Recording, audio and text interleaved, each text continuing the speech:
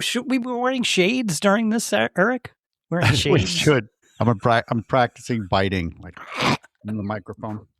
Gotta be a sexy bite, though, Erik. Oh, wait. Yeah, sorry. All right, let's go.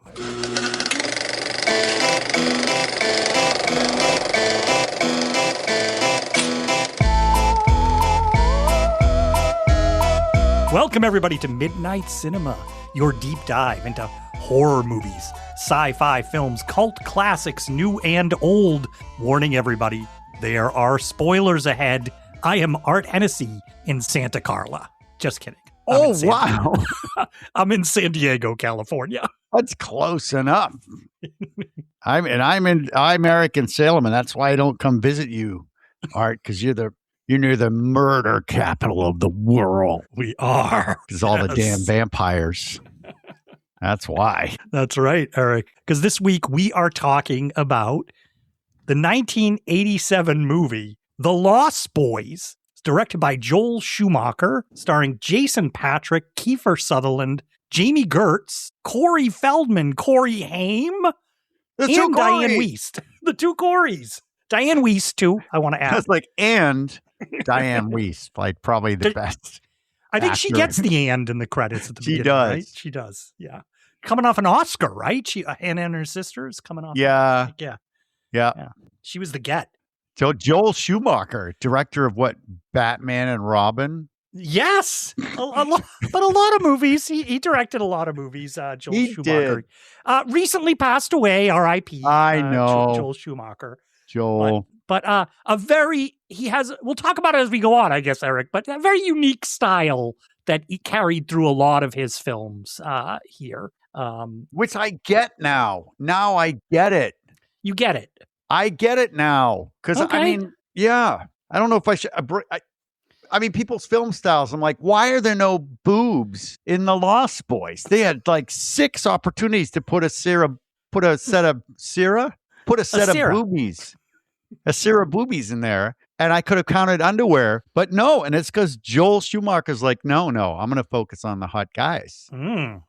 So I was like, you go, Joel. You continue your career and put nipples on Batman's costume. You do it. So hats off to you, Joel, wherever you are. Yeah, Erik. So why don't I just, for people who maybe aren't our age and went through this period of cinema, maybe I should tell people what The Lost Boys is about. Yeah, do it. What is The Lost Boys about? Is there a crocodile in it?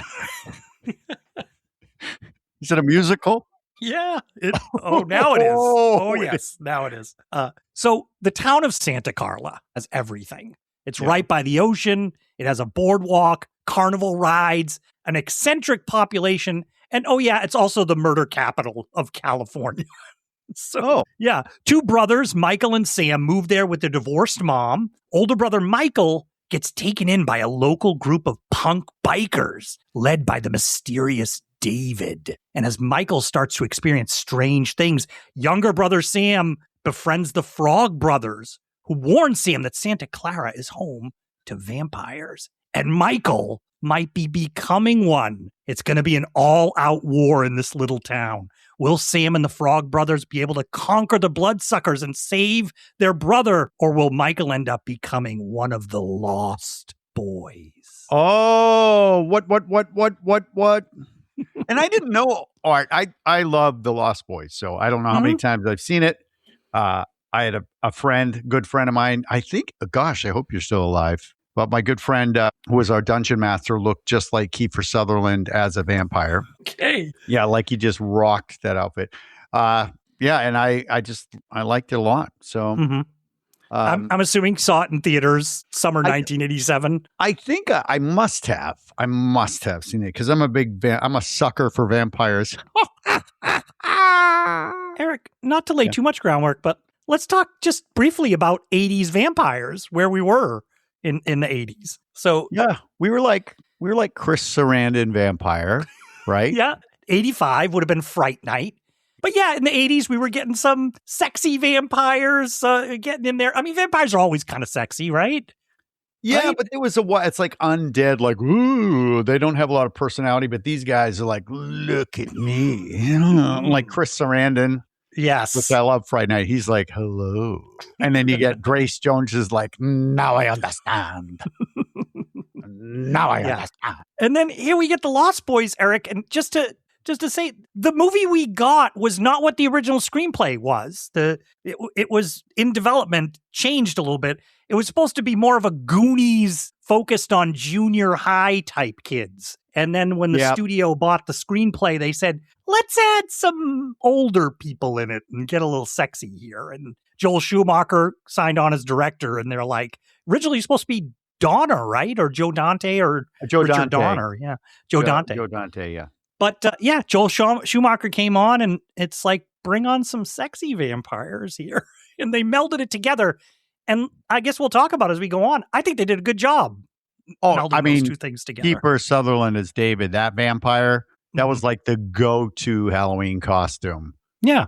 In the late 80s. People are like, okay, that's Did you wear that costume? I could pull that off, Eric. You could totally pull that off, I think. No, I didn't. I think I was doing like Beetlejuice things like that. Okay, you were going that direction. Yeah, I was going more funny. Yeah. Well, Eric, I didn't want to be brooding. Let's talk about it because there's a lot to talk about in the movie. Yeah. And so we open up. Oh, we're going. We're going. We're going to go, Eric, to Santa Carla. And we're going to come in soaring across the ocean. That's a good shot. With an 80s tune banging in the background. And little chanting. I was confused with this song when I was watching it for our podcast, Eric, because it actually became a hit not in 1987 when this movie came out. It actually became a hit way later, like early 2000s. It became really? On the charts. Yeah. Oh, somebody must have did they redo it? No, this recording. The band didn't watch the movie. They're just like, here's what it's about. And they're like, all right, let's try this. Cry, little sister, thou shalt not kill. Cry to your mama. It's haunting. It is very haunting. Yeah.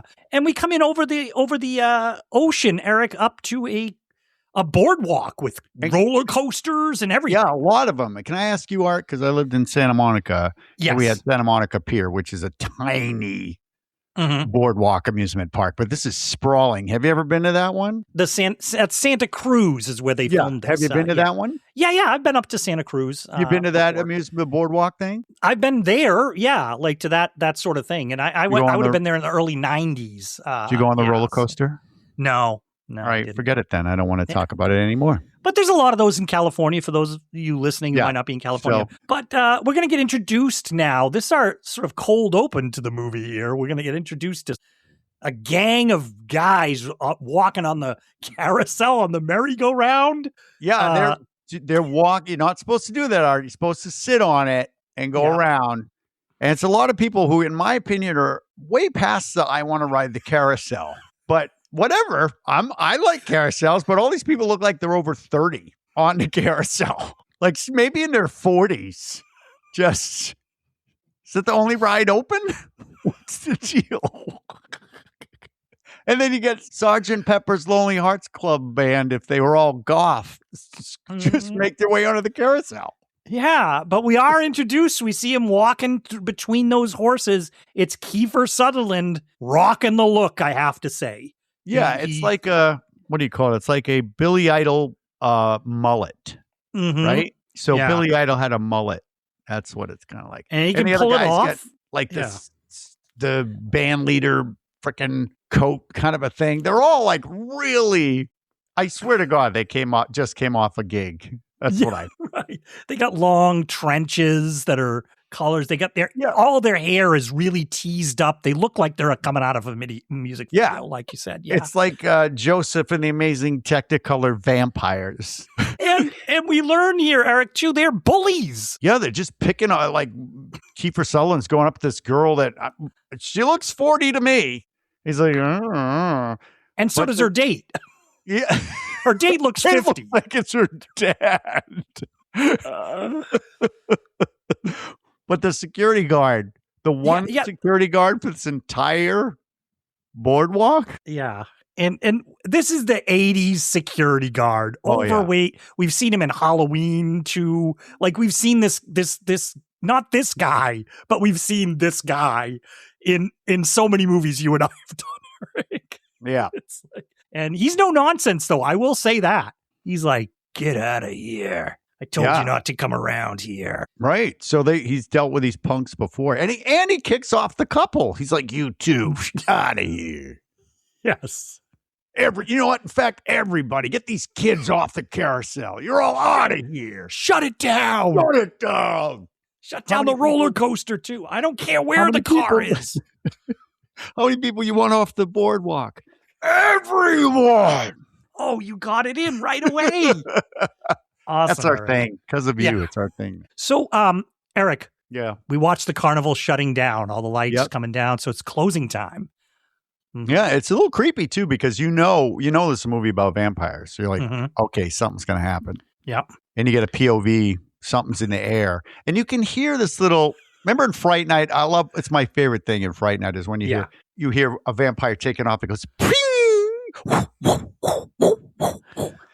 so you're hearing something. Well, you also hear, I had headphones on watching it for one of my watches here, Erik, and this is throughout the movie. You also hear they clearly had Kiefer and his gang do some ADR because in the background you have them going like, hey, all right, hey, oh, okay, woo woo.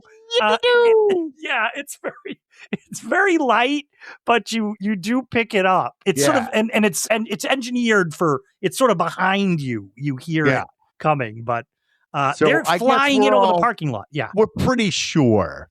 Yes, because we know we've seen the trailer. We're pretty sure that Kiefer Sutherland and his gang are probably vampires, is what we're guessing, right? Yes. So the security guard, he's going to his car, which is in the middle of the parking lot. Mm-hmm. He parked in the exact middle. Good for him. And he looks up and he sees something, and you hear like, and he runs to his car. But he gets to his car. I give him that. Yeah. Let's talk about some vampire strength here demonstrated right at the beginning. You know who I am about vampires, Art. And I know. I was wondering if most of the rules here they follow. Mm-hmm. So vampires are strong, Art. Mm-hmm. So yeah, they're pretty. I mean, this guy's got to weigh 420, right? And he's pretty strong himself because he gets pulled up. You don't see what happens, and he takes the freaking car door with him. I'm like, man, he's got some upper arm strength. Now I know why they're afraid of him. And Erik, I'm like, did the car door just fly with him? Did they fly off? Like in the moonlight, the silhouette is him hanging with the car door. He's rolling down the window. Like, wow! But it's effective. It's quick. It's like whoosh. Yeah. He goes right up in the air. And then we cut right to some old time music. And so that's our scary vampire opening. Yeah, which is good. I like it. And now we're going to meld into, I think I mentioned before, the original concept was more of a junior high explorers, Goonies type of movie. And now we're going to open that movie. That's what I'm thinking.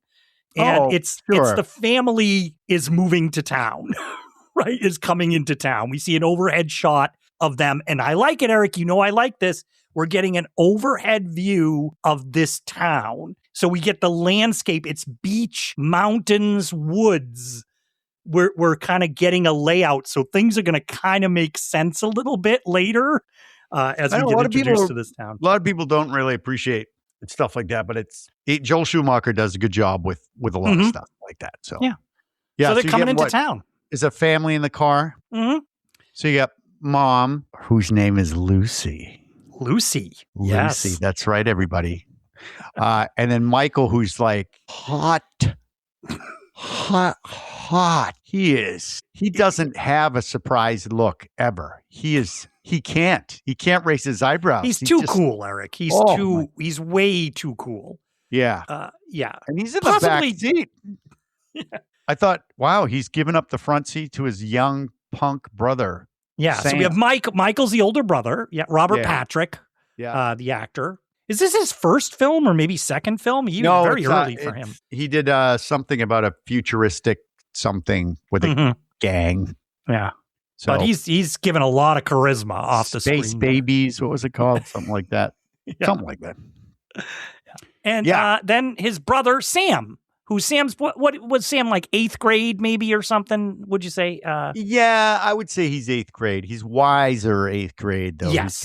He is also a handsome dude. He is like, I guess you would say cute, but handsome if you were a 12-year-old kid. Yeah. Ogling this. Yeah, they're both. And that's Corey Haim. Corey Haim, who, I mean, went through, poor kid, but in his heyday, man, he was like Corey Haim. Every girl and boy probably had him up in their room.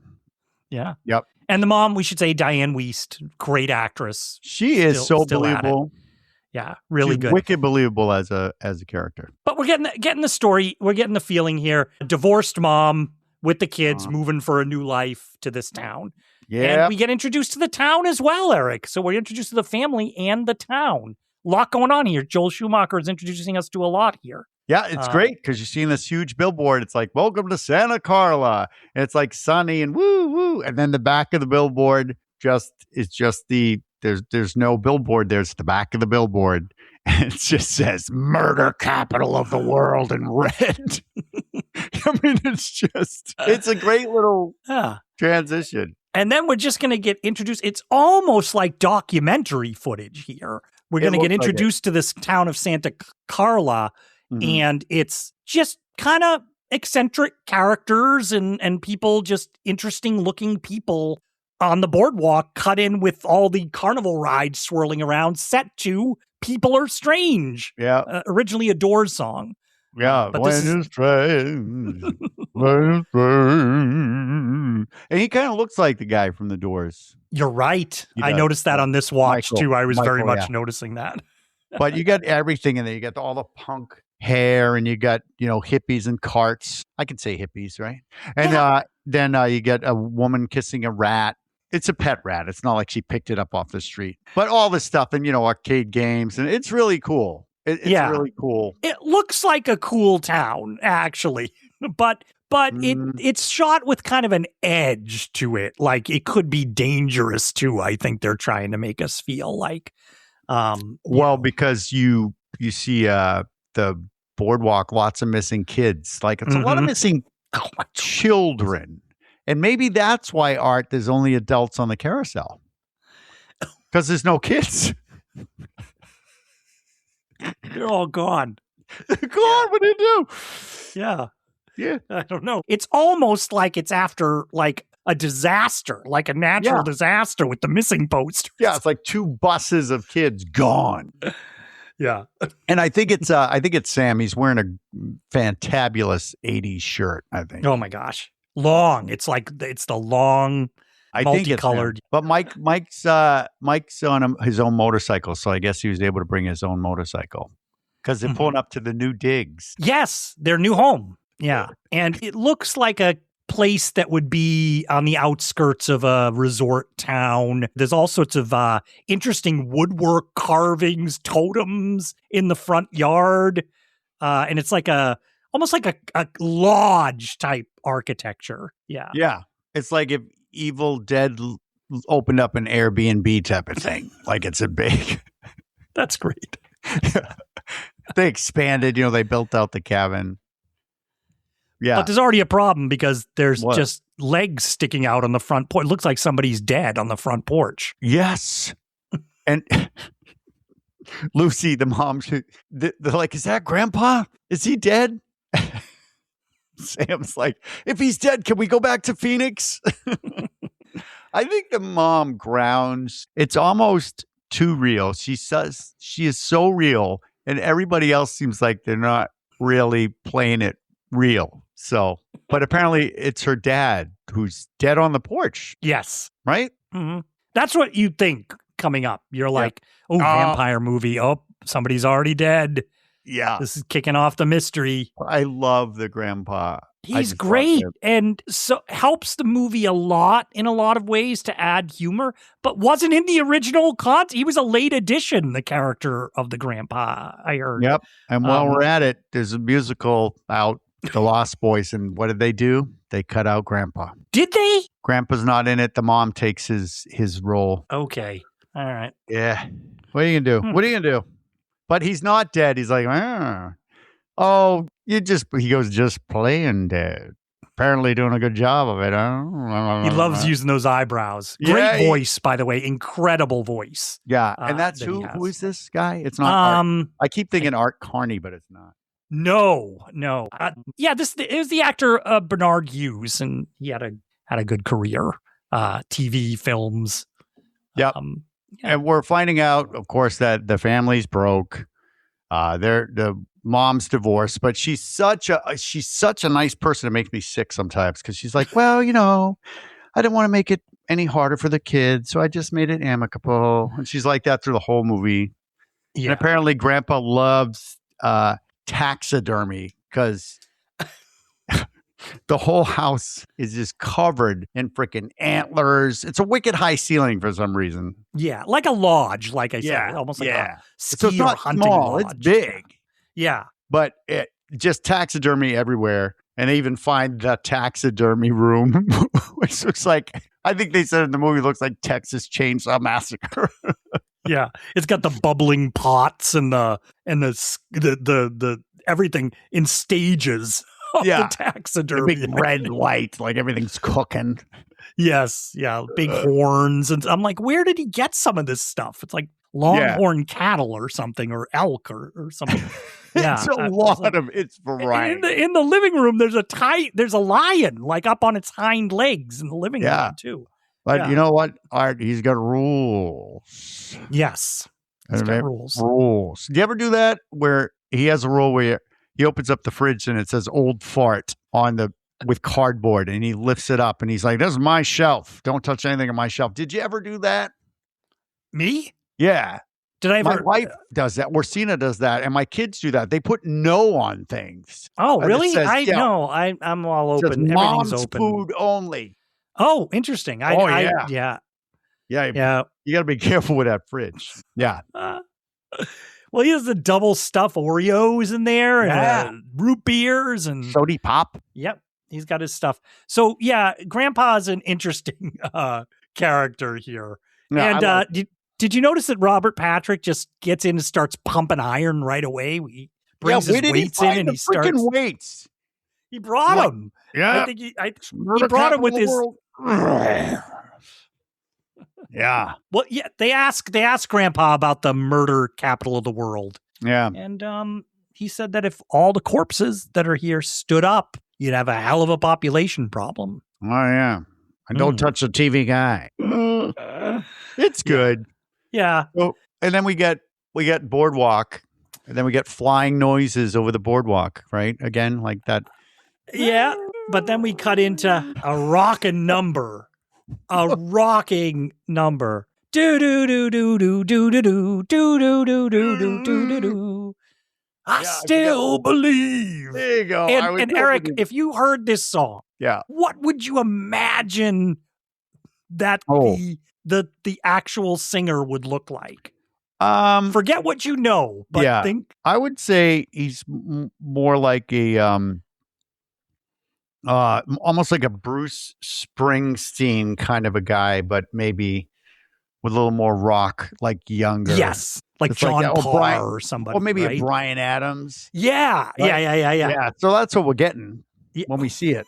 Which is an unbelievable number of people at this boardwalk. So if it's a sleepy town, that's bullshit. Because there's like 1,000 people here.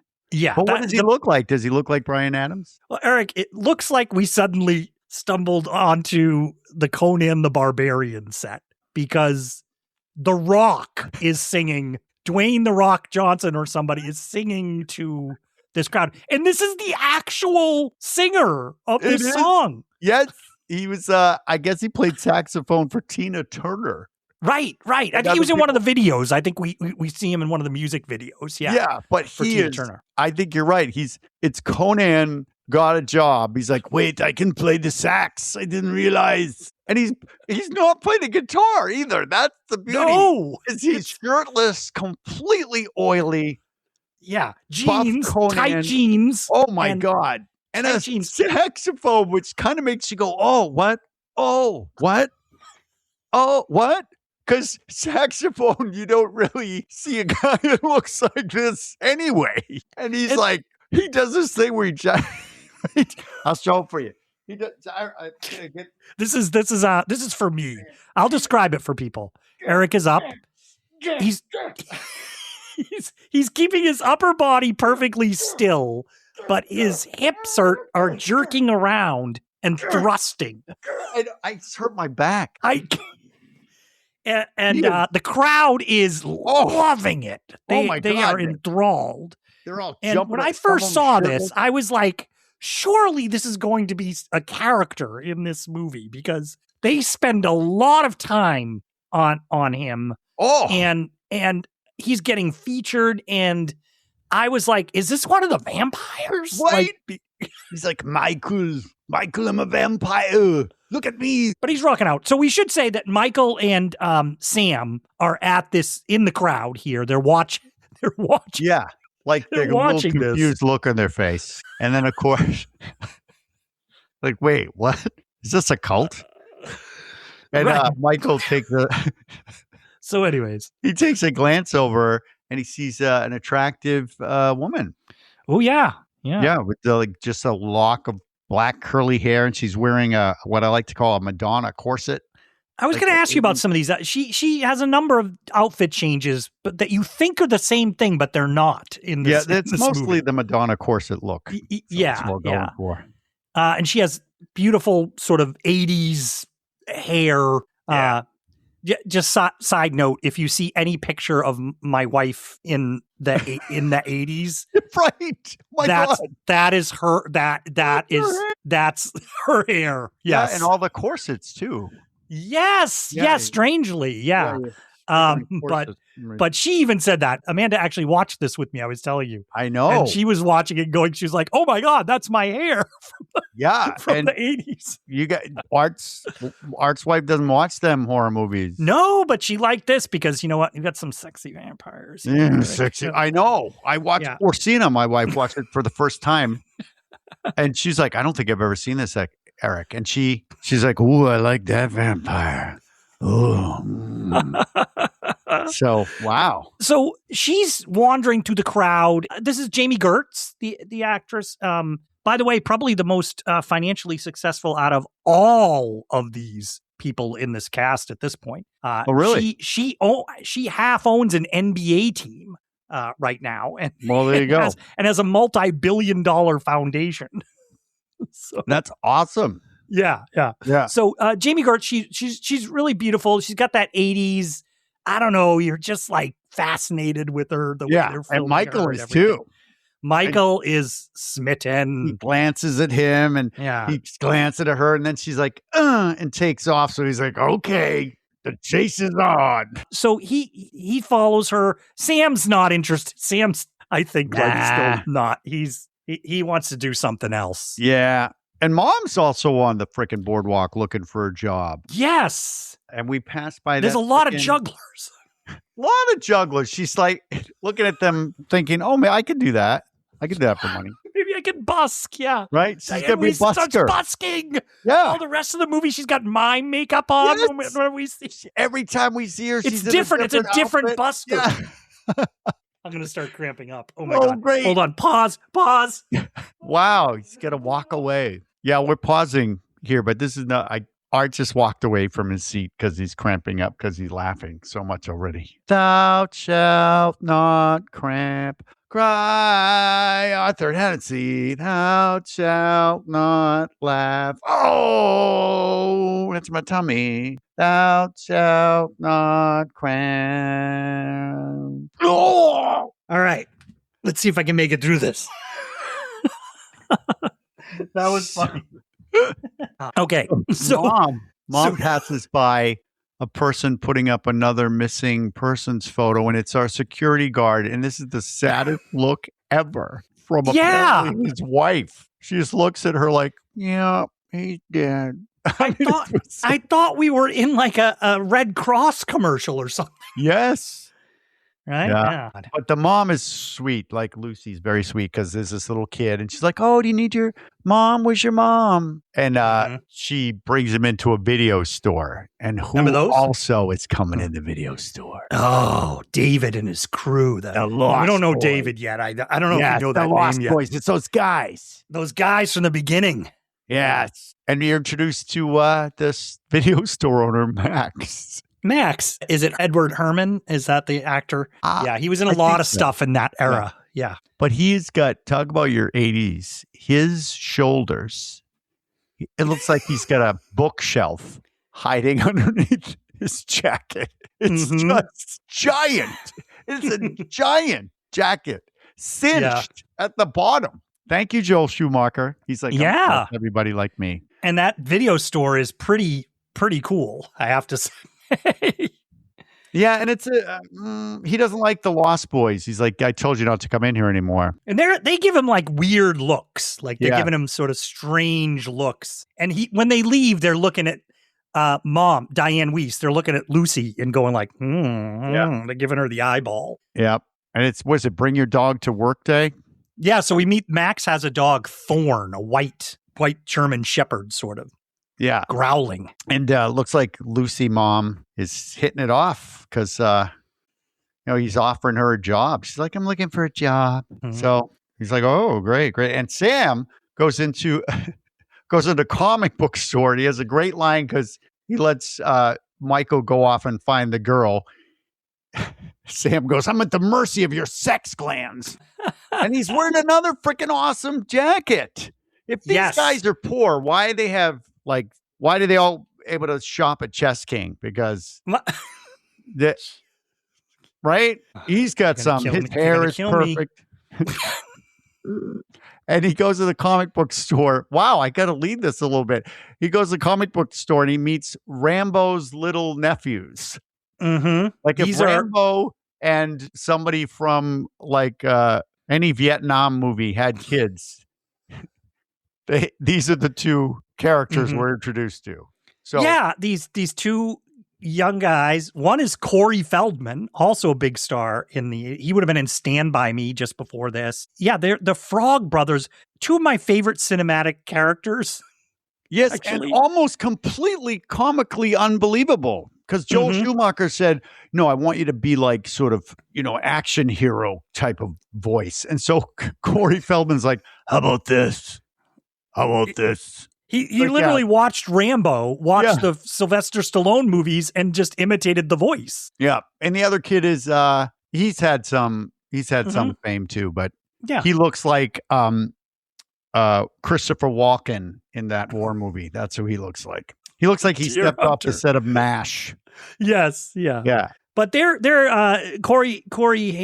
Sam is going through. He's looking for comic books, and he seems to know what he's talking about. But they hand him a comic. They say, you should read this one. Yeah. And he looks at the comic and it's the vampire comic. Vampires are everywhere. Yes. Which looks like I forget which vampire it is because there's so many of them. But I think Morbius or one of those vampires. Mm-hmm. Yeah. And he doesn't like it. Corey Haim's like, I'm not into horror comics. They're like, you'll like this one. You like this one. Yeah. Could save your life. Yeah. He goes, lucky me, we moved here.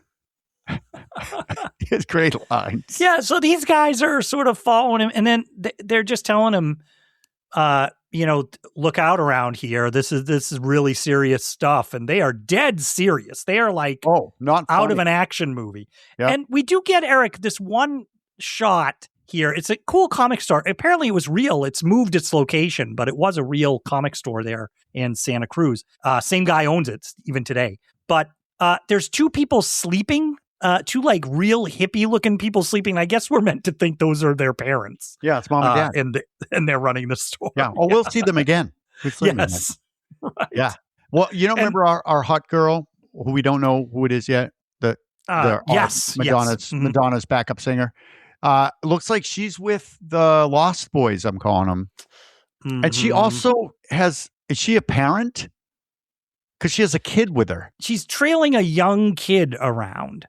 Yeah, we're going to talk about this later. Because also stole a Sergeant Pepper's outfit. Like everybody is styling here. Yes. He looks Right. like he should have the saxophone. Right. You know what I mean? Yeah. But yeah, she's with Kiefer Sutherland in them. Yeah. So Michael's like, oh. They got motorcycles. Yeah. Well, Michael has a motorcycle, but he doesn't have a little leather he doesn't have that outfit. No, He's he not doesn't have rocking any of those. that shit. He doesn't have any of that stuff. So this is the real this is what I said, melding the sexier older stuff, but also a little bit of the Karate Kid moving to a new town. These guys have a richer or something. But it still works. It works. It works. I'm good. And it moves along. It moves along. It's not even the parts that I think are not necessary move along. Like our sax guy, completely not necessary. But man, do we love him. So remember, there was a bunch of people stole comics. Yes, like, because at the Frog comic book store there. Yeah. A bunch of punk. This town is full of really punks. It's that Stephen King type of punks. Everybody just they laugh. But they kept going, and now they're in their early 40s, and they're still doing it because we cut to the couple from the comic book store that stole the comics. And we realized they're the same couple that Kiefer Sutherland was harassing. Yeah. At the carousel on our cold open. Yes. And she's just, whatever comic she's into, she's loving it. And sad sack. Sad, so funny. So funny, sad sack. And her boyfriend, who is clearly 15 years older. Yes. He's just trying to get some, and she just like slapping him off while she's laughing. But then we hear a sound. Do we see the overhead shot? Do we see that again coming in? And we hear in the background, Scooby-Doo! Scooby-Doo! They come, it descends on this car, and the two people we cut inside, and the top, it's got a convertible top, and it just starts ripping up over them.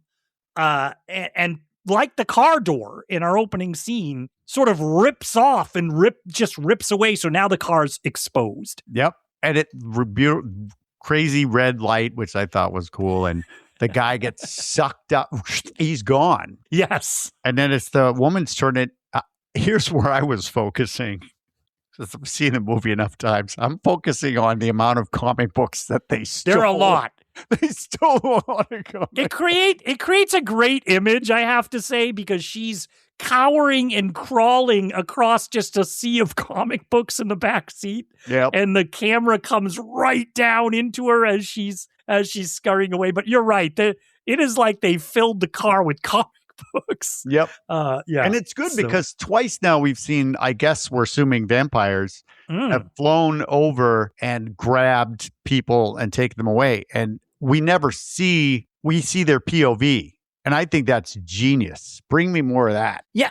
And Erik, so we believe the vampires are grabbing 1 to 2 a night off this boardwalk? I don't know how many nights have passed, but that would explain the wanted missing posters. Yeah, and they're not being it's not like they're subtle. So I know. And we never see a police officer, I just want to point out in this movie. Yeah, ever. they don't care over in Santa Carla.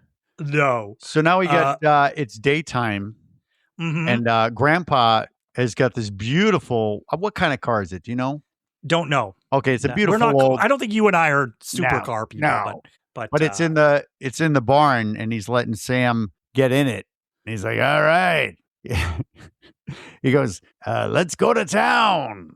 And then he shuts off the car. Sam's like, "I thought we're going to town."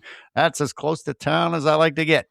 I mean, it's just a great little, just Grandpa. He's awesome. Why he's not in the musical? Come on, you guys. But then we cut to, we're at the comic shop again. So Sam, I guess, got to town. Did Michael give him a ride? I was trying to I don't know. He's got a bike. We should just say, I'll just lay out here, Erik. I did look into it because this opening of the movie, these what we're going to see here that we're in the town, there are a lot of deleted scenes from this movie, and they're all in this period. Like, I think it was a lot of like the kids learning the town and Michael getting a job and all that stuff. And they cut it all out. And I think for the better. I think it moves along. Yeah, you don't need any of that stuff. But there are periods where you're like, what? When is this? Or something. I just want to mention. Day, night. Yeah. So Sam is down at the comic shop again, and the Frog Brothers start following him around, our guys. Again. And but they're getting a little more pointed here. Parents are still asleep behind that counter. Yeah. And they say, notice anything unusual about Santa Carla? And they gives them a comic book, and now it's a different one. It's called Destroy All Vampires. Yes. So you can think of it as a survival manual. And they write their number on the back in case he needs to use it. What I pray you never need to call us. This is a good line. He then says, Corey Ames says, I will pray that I never need to call you. And he does a great job. He's got this half open mouth that he's like, Yeah. And apparently Michael's got a job because, like you said, it was cut out, but he just bought a new freaking leather jacket. He's got to keep up, Erik. Got to if he wants the girl, he's got to start dressing like the guys. Well, I guess it works because she shows up again. See, well, the thing is, what is he looking at, Erik? He's looking to maybe get a piercing. Oh, she can do that for him, though. It's a ripoff. She can do it. Yeah. And she's an interesting character. It's just, you think, I think something's wrong with her because he's like, what's your name? Star. He's like, oh, you got hippie parents. And then he says his name's Michael. And she looks like she's not even there. She's like, Michael's great. I like Michael. Michael, good name. Me like Michael. Putu kapa kupu. But I think there's something behind. You know what's behind. Yeah, but what's going on? Something. She sounds normal at first, but then you're like, she wait, sounds kooky. Yeah. It's like she's spacey. It's you're kind of like, don't stay away from her. Maybe she's hot, but like, maybe something's up. Something's up.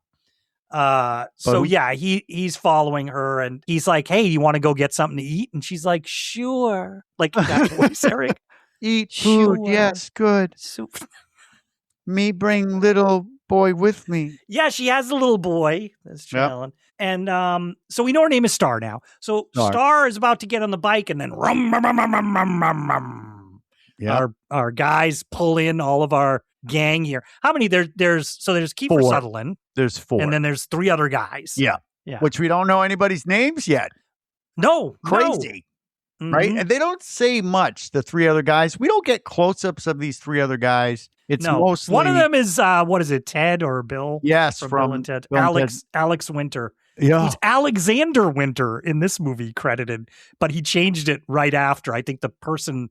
He couldn't do Alex Winter in SAG, and then after this he could. After this movie he could. Oh, well, there you go. Alex Winter. Yeah. But apparently Star has to do whatever they say because she just gets on the motorcycle, right? Yeah, she obeys him. It's like she's obeying him. Yeah. Star. All he says is he goes, Star. And she just goes right over to him. Yeah, I guess the little kid's also going on the back of these motorcycles. This, 8-year-old kid? Okay. And then Michael thinks, he's like, oh, I can't race you. And he's like, you don't have to beat me, Michael. You just have to try to keep up. And how many times are they going to say Michael in this freaking movie? I think in IMDb trivia, Erik, they have the number. It's like 100 and something times. Is it? It's over 100. It's a lot of Michaels. You don't even know anybody's name after. You're like, who? Michael.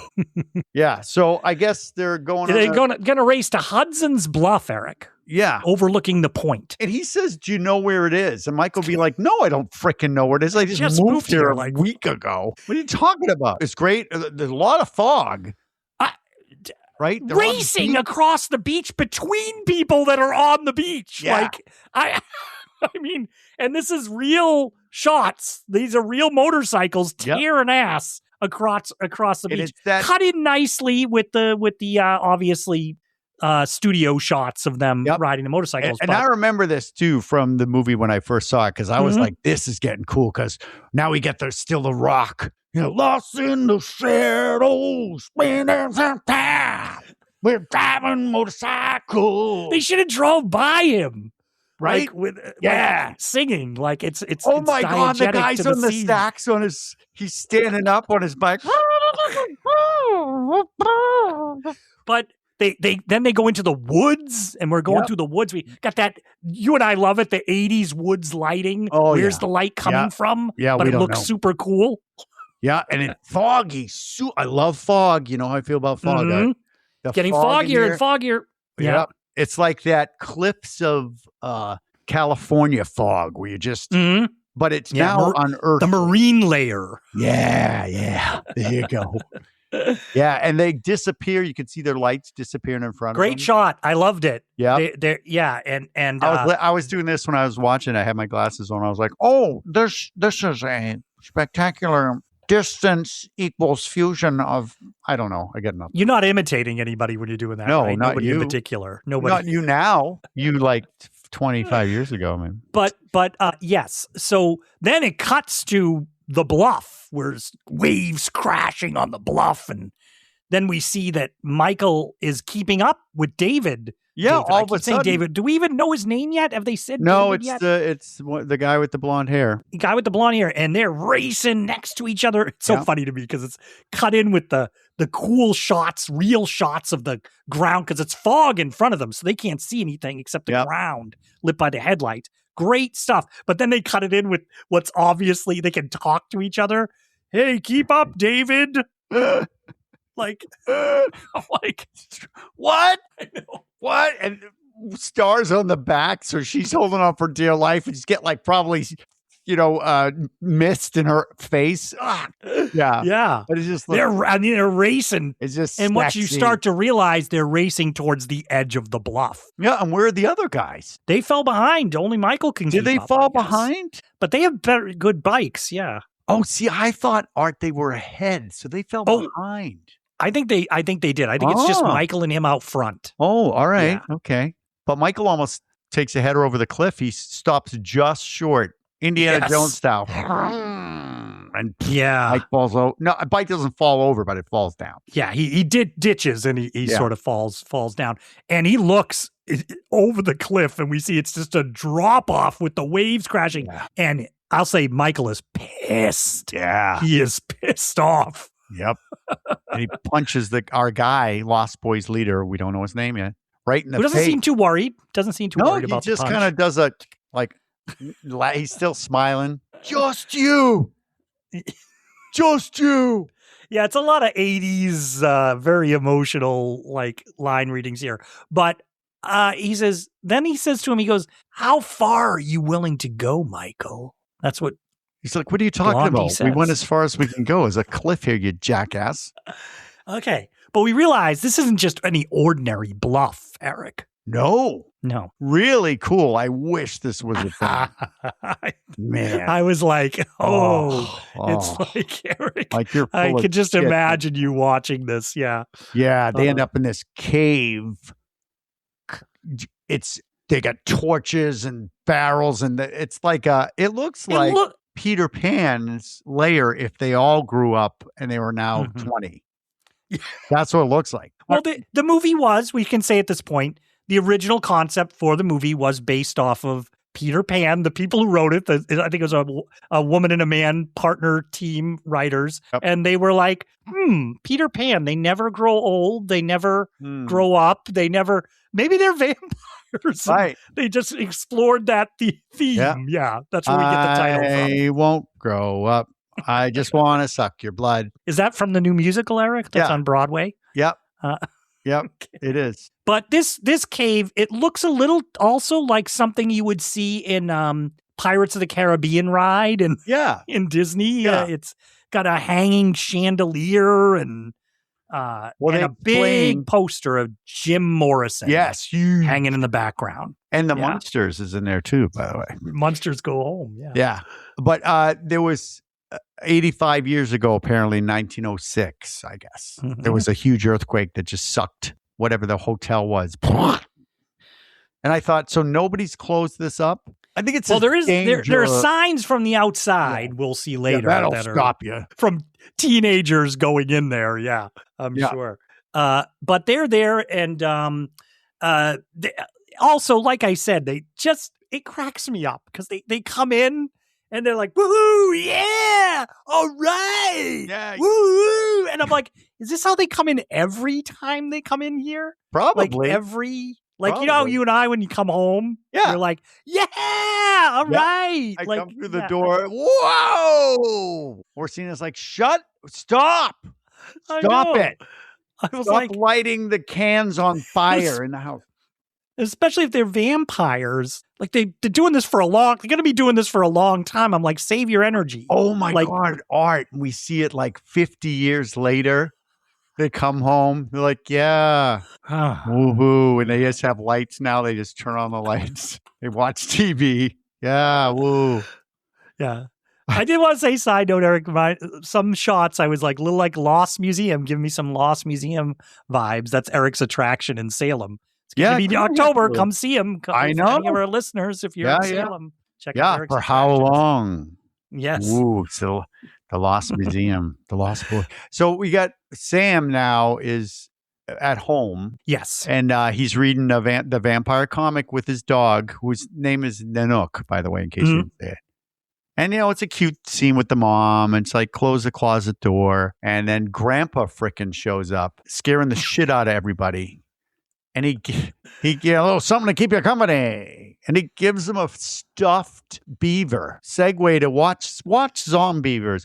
And then listen to our podcast, Zombievers. And you can learn all about beavers in the wild. That's right. If you want to, Erik, you can go to midnightcinemapod.com and find all those episodes on beavers. On beavers. Everything.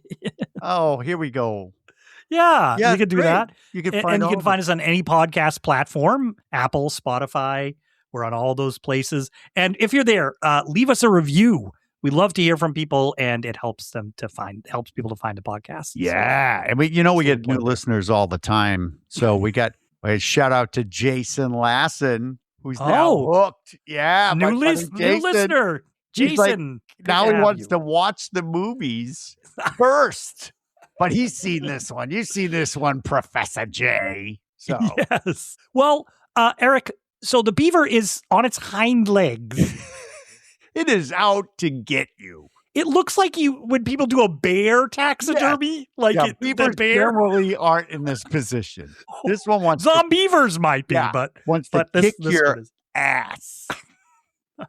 And Sam just doesn't like it. No. Another one of my favorite lines, because he looks at the beaver and he's like, your history, buddy, because I would do the same thing. I'm not going to keep that freaking killer beaver in my bedroom. And it was I did like the scene, like you said, not to go backwards, Erik, but I think that you too, with monsters in the closet and under the bed, you're pretty understanding as a parent. The mom was great.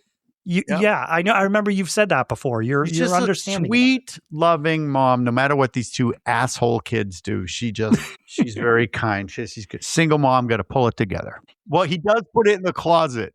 Yes. Just he puts that beaver in the closet. You're right. Yeah. Yes. We want to make sure.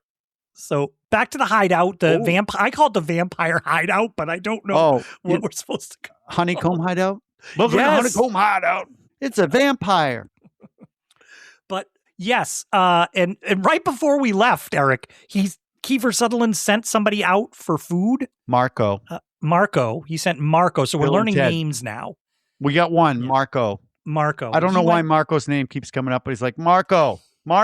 He went for food. He went for I thought maybe the food was there, but he's come back now with the food. Pretty quick. Yeah. So he probably flew out to get food. Because the way it's cut together, Erik, I like this movie, so the way it's cut together seemed very strange to me, because he sent Marco out for food. They go back to Corey Haim and the closet and everything, the closet monster. They cut back and Marco's back with food. Like you said, he came back fast, but I'm also like, what were they doing in between? Like, were they all just sort of sitting around, not saying anything? Probably talking about each other's day. Right. Well, he did, just so you know, he did give Michael a joint. Yes. And Michael, it's a hell of a joint, apparently, because Michael now is like, hey. Yeah, so we're getting a little bit of this, Erik. If you're the younger audience for this because this is this odd. That's what I like about this movie. It could be, you could see it as like a 18-year-old, 20-year-old, early 20s. You could also see it as like if you're 7th grade, and it's like, ooh, drugs. They're giving them drugs. And remember, there's a kid. There's Sergeant Pepper's kid is there as well. Was he hiding? Yeah. You don't he's see hanging him out. A thing. And no. Remember, if we think right now these are vampires, here's one thing that I'm always like, what is happening here? Because they ordered Chinese food and they're eating the Chinese food. So they offer the Chinese food to Michael. And he's like, nah. And then Kiefer Sutherland's great line, he's like, how can 1 billion Chinese people be wrong? So Michael's like, okay. And it's just rice. Yeah, what was Michael's problem? Does he I don't know, like but Chinese it's white food? Rice. I'm like, it's not even like. It's not the fried rice. It's not like pork chicken fried rice. Yeah. It's just white rice. Yeah. And then our unnamed vampire right now with the cool hair, he's like, hey, how are those maggots? Very casually. Yeah, and Michael's like, huh? What's that? No? You're eating maggots, Michael. How do they taste? Maggots. We would say that all the time. You're eating maggots, Michael. And he looks down, and sure enough, they're freaking gross-ass maggots. Yes. And he drops it and starts spitting them out. Yep. Yeah. And then he looks again. It's just rice. Mm. You know what would be good, though, as a chaser? Why not try something else? How about noodles? You want some noodles? Yeah. And he looks at the noodles, and it's worms. Wormy worms, yeah. And he goes, because he's wasted, he goes, they're worms. They're worms. Leave him alone. You can hear Star go. She doesn't talk like that, but it's funnier. Leave him alone. Well, Erik, this is where I should add. You probably read this. I was looking for confirmation, but apparently Jim Carrey was up for the Kiefer Sutherland role in this movie. What? Yes. Oh, Art, you shouldn't have done that. You should not have introduced that, buddy. Because during this scene, I was... Oh, my God. But anyways, we should say... No, you can't. I'm sorry, buddy. You brought it on. Jim Carrey. Hey, Michael, how are those maggots? You like it? Maggoty. You're eating maggots, Michael. How do they taste? How can 1 billion Chinese people be wrong, Michael? Oh, God. You did it. I think much better that we had got Kiefer Sutherland. And he talks through his ass. They're worms, Michael. Ask me if I know what they are. They're worms, Michael. Erik, you're going to make me cramp up again. Sorry, you brought it on yourself. But I will say, Erik, another 80s vampire movie, Once Bitten. I just thought of which Jim Carrey. You all should watch just because it's pre I'm famous Jim Carrey, and it's just anyway. So Michael says worms, and Kiefer Sutherland grabs them and just starts to eat them, and Michael's like, "Whoa, don't do that." Yep. But it's just noodles. So this is another one of those effing things. with him. Yes, they're messing with him. It's some kind of, it's got to be a hypnotic thing. So going on, because vampires can hypnotize you, just so you know. Yeah. So and maybe that's what Star does not like this. She looks like she is not liking any of this. Yeah, but the little guy, who we'll find out his name is Laddie. Laddie. Popular name in the 80s for a kid, Laddie. Mm-hmm. Yeah, he doesn't give a shit. He's probably sleeping. Yeah, but they bring out a bottle that's encased in like gold. It really looks cool. It's probably on eBay. Just Christmas is coming, just letting you know. But something is cool and mysterious about what's in there. Yeah, the bottle.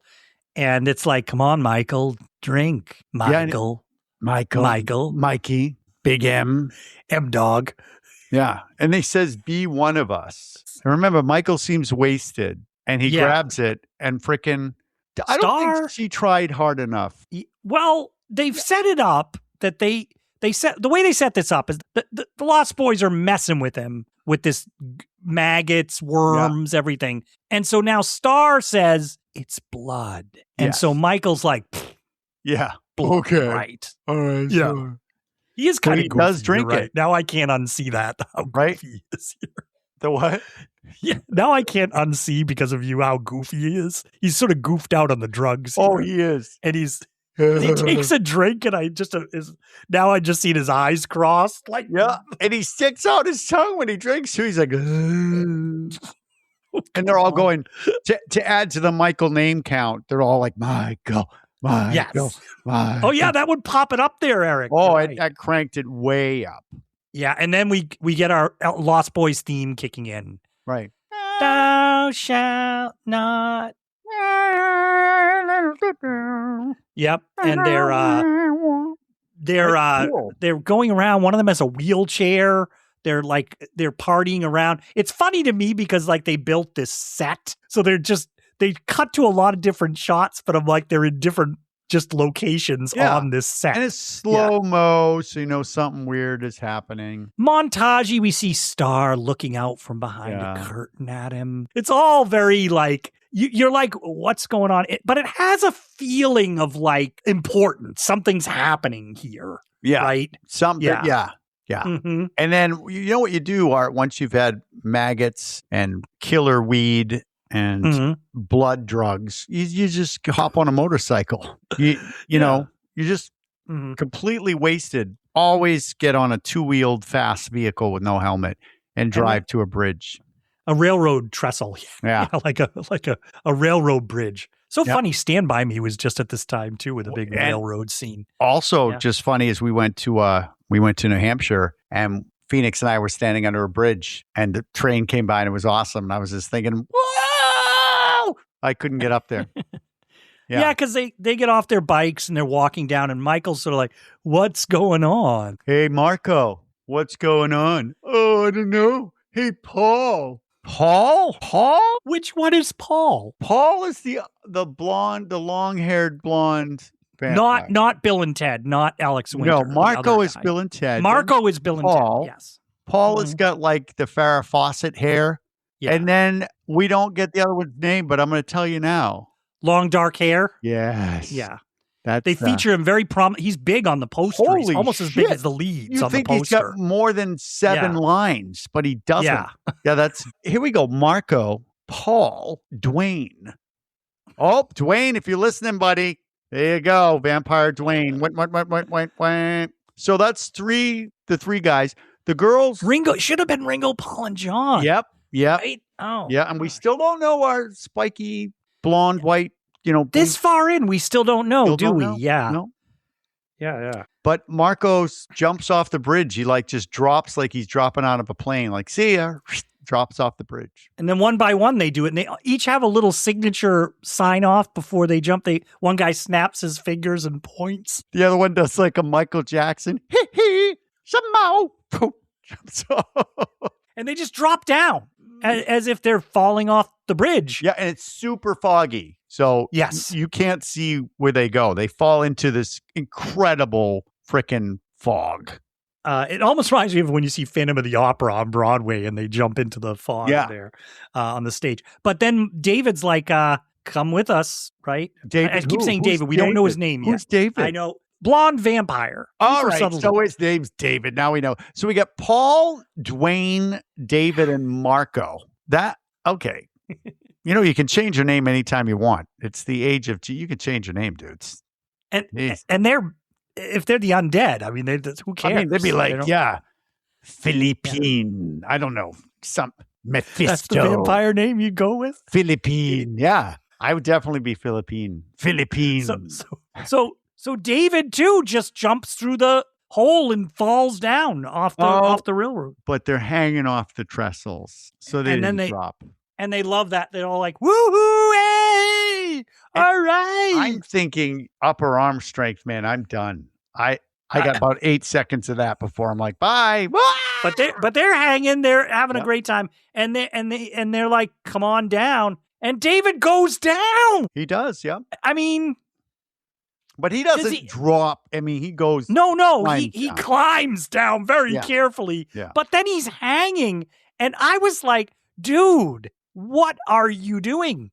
Because of what you just said, Eric. I'm like, you can only hang for so long. Drugs and alcohol. Yeah, that's true. Yeah. Yeah. But then the train's coming and it's shaking the shit out of that trestle, man. And they start dropping. And then freaking David, our vampire, drops. But he tells him to let go. He says, you're one of us. Does he say we were one of us again? And he says, let go, Michael. You don't. And they fall, but train goes by, so now it's very quiet. And down below in the fog, he suddenly hears their voices. Yeah, which doesn't make any sense. Yeah. Michael! Come on, Michael! Come on! It seems far away, yeah. Woohoo! M-Dog! M-Dog. Mikey Mike! Yeah. But he's trying to hang on, and like you said, Eric, his fingers are pulling away, and that's it. He can't hang on, and he drops. Yep. And he goes into the fog, and he's screaming, sort of floating around, screaming. But then suddenly he seems suspended and doesn't know what to do. Floating. Yeah. And just pointing out that the musical, which I haven't seen yet, apparently this is a kick-ass scene. Oh, the special effects they do. He's hanging off the bridge, and then the bridge separates, and he's floating in the middle of the stage in fog. That's cool. Nice. Do you have a song, Eric, that accompanies this? No.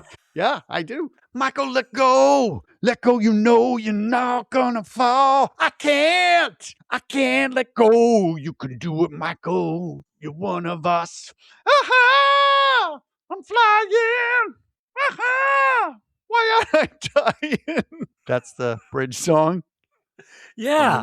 All you need to do is take off your shirt and oil yourself up, and you'll just be... It's getting hot on this bridge. Uh-huh. So, Eric and I purposefully did not look up the actual songs so that we could give you guys some songs. I did find out it's rock and roll, though, so now.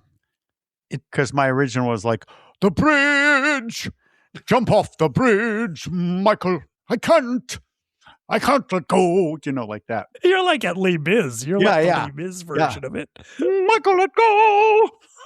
Michael, let go. So, but he lands in his bed. So is his bed right underneath the bridge? What the hell? It's cool. It's cool. He lands in his bed, and it's clearly daytime, and he's just in bed. Now, this is where I told you there's a lot of the chopping up that happened at the beginning. And I remember even the first time I saw it, Eric, I was a little confused here because I'm just going to say it outright. A few days seem to have gone by in the story. This isn't the next morning. This is I think some time has gone by, but it's tough to pick that up on your first watch. You don't even. Yeah, I thought it was cool because I was saying, "Oh, did this happen or not?" Right, but we're getting lines. Did you notice? Like all you do is sleep until whatever, and you're getting this feeling that like there's been a few days or a week or something with him. Well, because Mom's already got a dinner date with Max, who she works for. Yeah, what's going on there? So some time has gone. So he wakes up and he's getting shit from Sam. I can say that, right? PG-13. You can say shit. It's rated R, buddy. Is it rated R? I did not notice that. I assumed PG-13. Boobs. Thanks a lot, Schumacher. He can give us nipples on Robin. I know, but not even a butt. We don't even see a guy's bum. No. Thanks a lot, Joel. R. I totally rated R, that, dude. Totally missed that. Yeah. Yeah, but so it instantly turns night again. Mm-hmm. And I love the scene where you're seeing outside and it's just super scary. Scary trees. Yeah. It's and just Grandpa's going out. Yeah, Grandpa's going out. I love this. He says, "You got anything that could serve as aftershave around here?" Yeah, and Sam is like, "All right, buddy, let's see how far you want to go." He goes, "How about some Windex?" He does it. Yeah, he's like, "Oh, pretty good." Yeah. Yeah, because he's going to bring some handiwork to the Widow Johnson. The widow, yeah. She right now, yeah.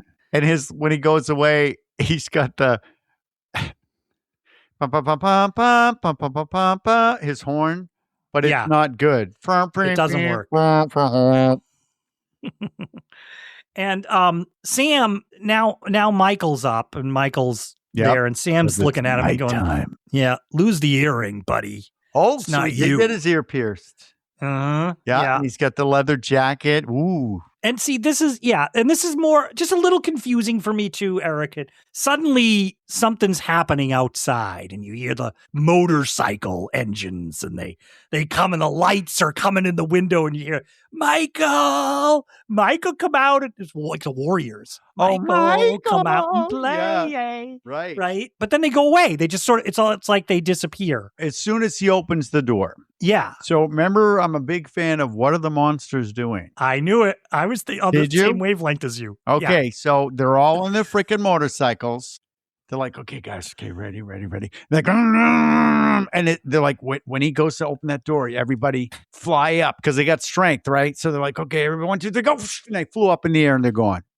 Oh, that's the only thing because they're not. And we see them on the like Elliot with E.T. We see them going across the moon. They're way up over the tree line, going, okay, shut them off, Marco. What are you, deaf? Shut them off. Yeah. So that's what I think happened. And then, so that's a little eerie, but I was also like, what's going on? Like, do they want him to come out and play, or do they want him to, what's happening? Like, you're kind of wondering what's going on here. They're teasing Michael, but they're also teasing us. So it's more for us. But this gets more solidified here in this next scene because he tells Sam to go up and take a bath. Which he does. Oh, hard. He enjoys it. It's a best bath. Man, I would take a bath like that, man. Yeah. But yeah. He's in the bathrooms. Corey Haim, Sam is in the bathroom with Nanook's in the bathroom with him. And he loved that 50s music. Totally. He's got his hair all sudsed up. It's really enjoying it. But downstairs, Michael's going to go, reminded me a little bit of American Werewolf in London. He goes to get some milk out of the fridge and suddenly is hit with a spasm, or something. Yep. And he drops that milk, man, all over the floor. Mm-hmm. And Sam is taking the bath with Nanook, who's kind of hanging out there. And then we got Michael. I'm calling it the thirst. Michael's got the thirst. Yeah, he comes to the stairs, mounts. Great lighting too for this, right? This is good. I like that. This is all really good. He comes up the stairs. They're cutting between the nooks, kind of going like, like at the door. And Corey, Sam has no idea what's going on. He's playing around the bathtub. Yep. And then Michael's leaning up against the door, like, and his eyes get a little milky. Did you notice that? Mm-hmm. And then he opens the door just as Sam dunks under the water. Mm-hmm. And then Nook's like, fuck you, buddy. And just does a launches WWF. Like, this is his move. Now that I think about it for later in the movie, Eric. Yeah. Nook's he's got a move. It's his signature. Yep. It's his signature. Yeah. And then the door closes, so you don't know what happened. And then Sam's like, huh? What? Yeah. Great. And then comes downstairs in the freaking best. Where does he get the money for these clothes? Because he has the best freaking bathrobe. It's like, what's that? Orsina would know, but it's the paintings where they're all squares and patterns. Mondrian or something. I know what you're talking about. But it's like that. And he comes down in the darkness. It's all dark, and you can hear something. Mm-hmm. Like, oh, it's going to be Michael. He's a vampire. Yes. But Sam turns on the lights. And Michael is there, and he's just bloody. His hand is one of the better special effects in the movie, actually, as far as it is. It looks like he got his hand chomped on. Yeah. And I got bit in the face by a dog when I was a kid. My brother did, too. My brother had plastic surgery from it. Yeah. Did you get bit? Did you get bit by a dog? But the dog was more. Yeah. He bit both sides of my face. Ouch! But let go quickly. He was just pissed off because I smacked him. Did it do some damage or? Just little pock marks, but they're gone. So Michael's hand is torn up, and Sam thinks he did something to the dog. What'd you do to my dog? No, he was protecting you. He bit me. He was protecting you. Yeah. And here's where I got issues. Okay. One thing they should just not do anymore. I wanted to record this, Eric. Maybe for the future I will. I was going to have a little masterpiece theater music and just go like, and now, Vampire Corner with Erik Rodenheiser. Once we know, the vampire cannot see its reflection in the mirror. The problem is many things are reflective. So is it just the mirror itself or any reflective surface? A half vampire only sees half of its reflection, almost like a faded picture. And here we see it is true with Michael.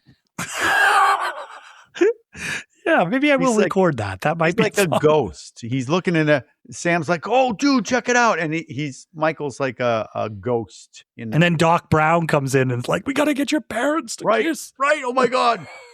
No. They're all vampires in the future. But yeah, no. So Sam, he's like, holy crap. He's like, you're a shit-sucking vampire. You're a shit-sucking vampire, Michael. Wait till Mom finds out. The trailer line. That's the line. The trailer line? It's in the trailer, yeah. But you still laugh when you see it in the movie. I remember. Yeah, and he runs up and locks himself in the room, the bedroom. And he calls that number. Call that number on your comic book. The frogs. Yes.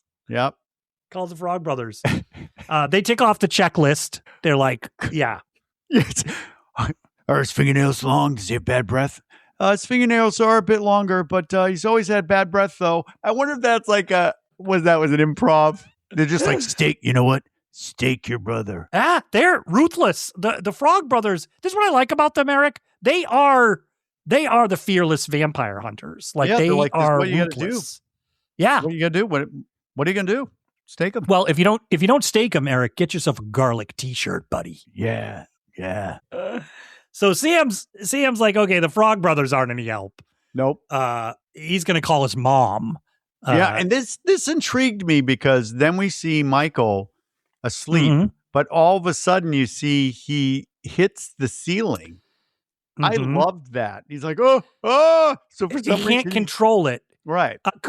I like this filmmaking, Eric, because he can't really control it. It's like fizzy lifting drink. Yep. It's like, yes, but and he's sort of, is it pulling him towards the window? Outside, is it yes. pulling him outside so something's drawing him? Yes, my guess is he's being drawn to the night. Like okay, yeah, like that. And so he has to open the window, and he's going out the window, but he's hanging on to the cords. He grabs the phone before he goes out, so the cords. But this is what I said is great filmmaking. So he goes down the house and he's outside Sam's window, floating. Holding onto the phone. Because a long time ago, you could pick up one phone and the downstairs phone, you could hear what's going on. And he's very distressed. He's fighting this and he's scared, Michael. Like he doesn't know what's going on. And the mom is on a date with Max. Yes. So she hears them scream. He's like, Mom, he's going to kill me. And she's like, I'm coming. So this is what I like, Eric, is so you have the mom. He's interrupting the dinner with the mom. He's scared of Michael outside the window. Michael is outside the window. So we have all these different perspectives in kind of a chaotic, layered scene. And it all works together. I liked it. I'm like, this is good filmmaking because there's so much going on. Yeah. And you're with all of the viewpoints. You're sort of with each character. Yeah, I agree. In this. So I like it. Yeah. Mm-hmm. And Sammy, being the good brother, finally he decides to open the window and he lets him in. And then I guess he stops floating and he's like, don't tell Mom. Don't tell Mom. Yeah. So the brothers here. For the mom. Oh my God. She's coming home in a panic. And then Sam's like, oh, no, sorry. I was reading a comic and I just freaked out. And but Eric, can I put on my glasses here for a second? Yeah, go ahead. Can put I put on my oh, you thing? are actually putting on your glasses. Yes, Eric. No, Hi, Art. but can I say can I say that there is something underneath this that no, you're laughing. But I want to be serious. I had something in my throat. Go ahead. There is a touching thing under this. If like, say, a younger brother dealing with an older brother that might be getting into addiction or an addiction problem. That little embrace, that scene where he's like, "You're my brother. We'll work this out. You're my brother. We'll work this out." And so I know it's a vampire comedy that we're in, but I like the filmmaking and the script in that layer there. So now I'll take off my glasses. I'm sorry. Thank God. I was about to throw up. Okay. But the mom doesn't. These kids are being dicks. And she's just like, look what you did. Look at the milk on the floor. Who leaves the fridge open? Are you trying to freeze the whole neighborhood? And but at the same time, she loves these kids so much that she's not going to chastise them. And who's on the milk carton, Art? Well, she puts it on the counter. Yeah. Laddie. It's Laddie. Laddie, the little Scottish orphan. So he's on the milk carton. Yeah. So what? So he seems to freely enjoy walking around the boardwalk every night. Yeah. And they're like, that's the kid on the milk carton. No, it's not, because he has a really cool shirt on.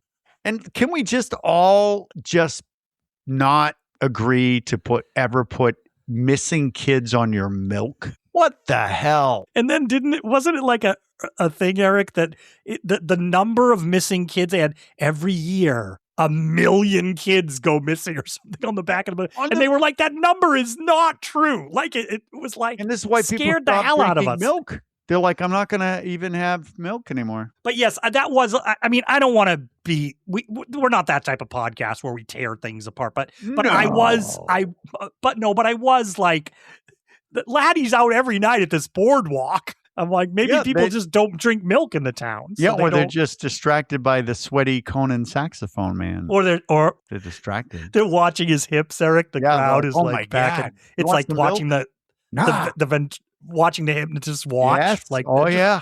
Well, so Grandpa comes home and Michael sneaks out on his motorcycle. And Mom, here's the example of how because divorced moms like holding on to their kids and she's such a good mom. Sam's like, can I sleep with you? After she came home, date's ruined, milk's on the floor, fridge is open. And she's like, sure you can, hon. She's not like, no, go back to your own fucking bed, you little jerk. And she's like, have you been eating pizza? It's like, no. Oh, you smell like garlic. And of course he's wearing a garlic necklaces. Yeah. And multiple garlic. How much garlic cloves do you have in your house?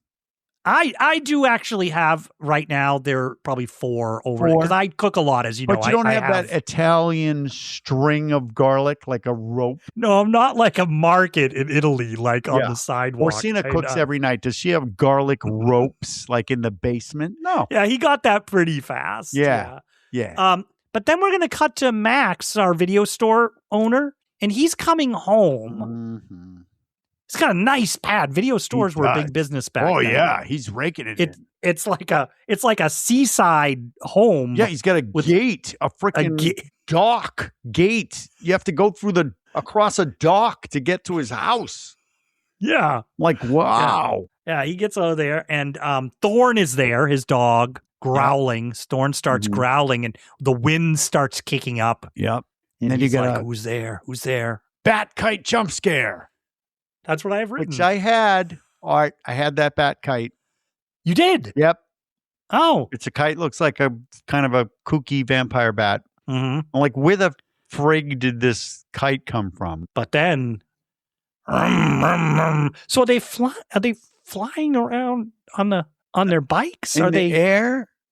And you can fly.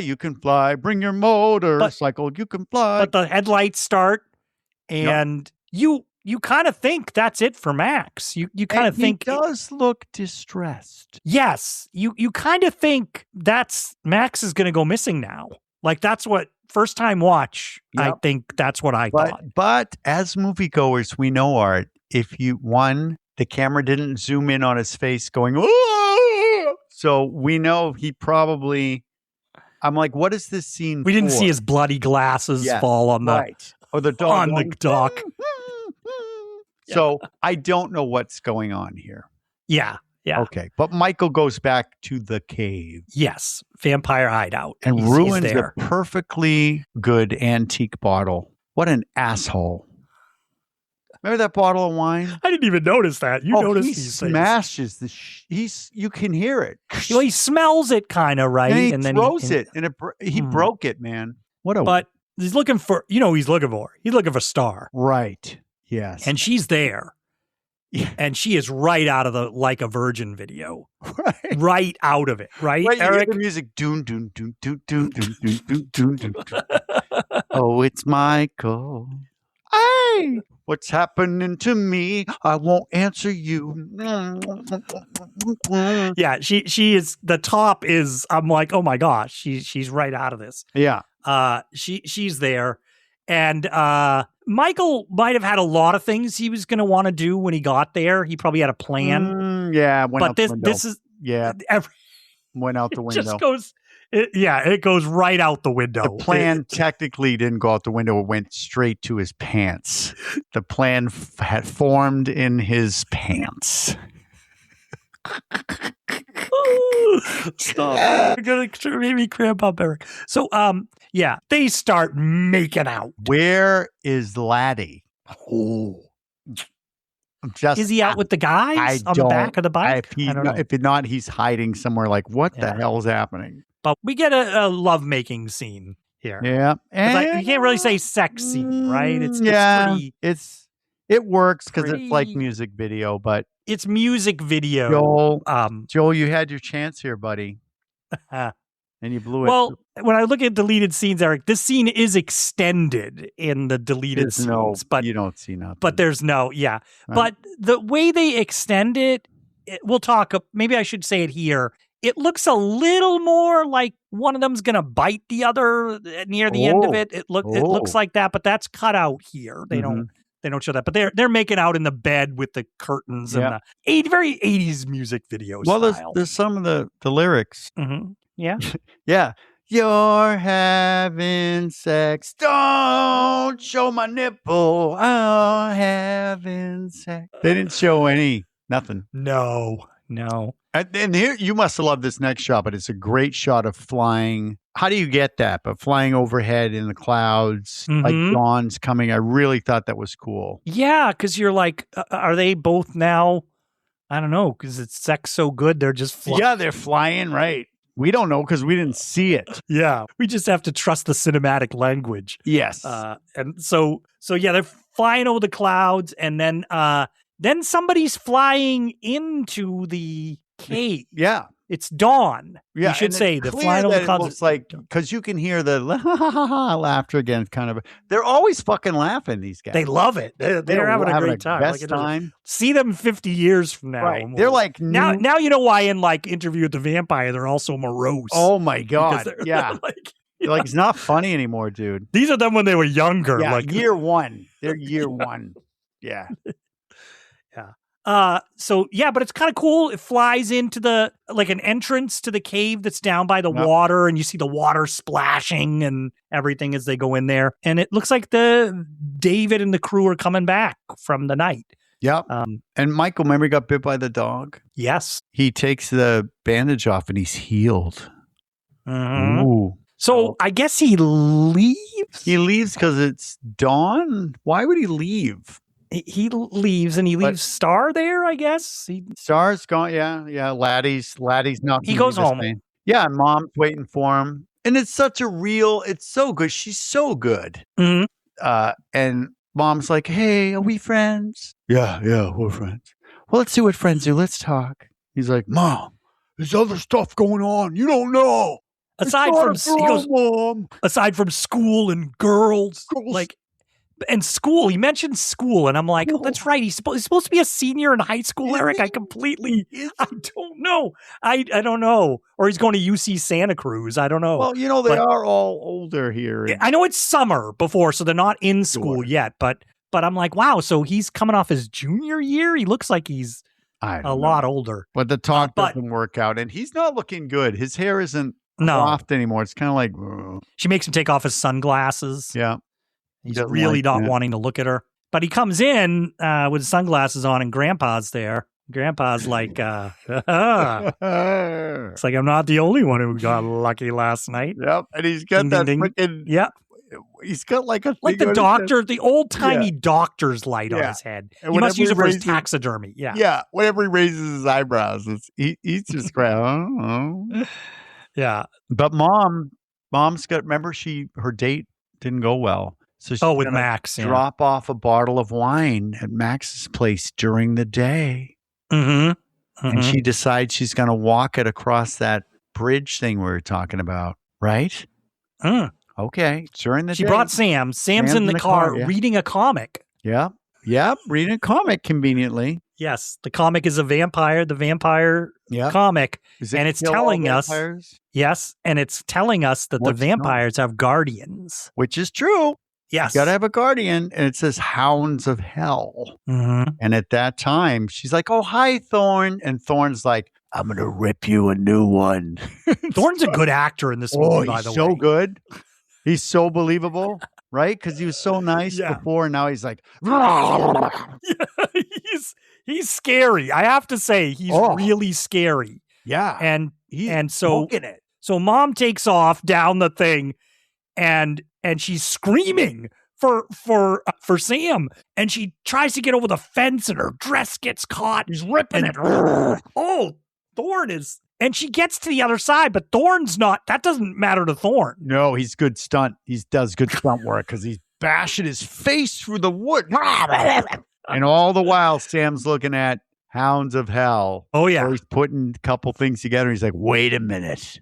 What's going on? So he goes to, where are you going to go, Erik? Got to go tell the Frog Brothers what your idea is. You got to check in with the vampire experts. Once again, Frog Brothers like, got to kill your brother. Yeah, you just kill him. You feel better about it. But he seems to be catching up with all the vampire lore. Well, he's doing his research in that He's doing his research. Yeah. And he says, you got to kill a head vampire. If you kill the head vampire. Now, if you kill the head vampire, does that mean, does he say this? I can't remember. Yes. The half vampires get released from the spell. Right. They'll return to normal. And we've seen this before in other movies. So I'm taking that as vampire fact, is if you're halfway and the original vampire bites the dust, you're okay. So do you want to, maybe some of our listeners don't know, Erik. What? Do you want to tell them what the idea is? So you drink a vampire's blood. Yes, a vampire. You start to change blood with you. If a vampire bites you on the neck and doesn't drain you completely, then you could turn into a vampire. Or if a vampire wants you to be a vampire sooner, you drink the vampire's blood. Or a vampire could drain you completely and you're dead. Yes. So, or rip your head off, or whatever. Or kill you. Kill you. Yeah. But if you don't drain a vampire, if you don't drain somebody's blood, they're like, oh, afterwards, they're like a half vampire, basically.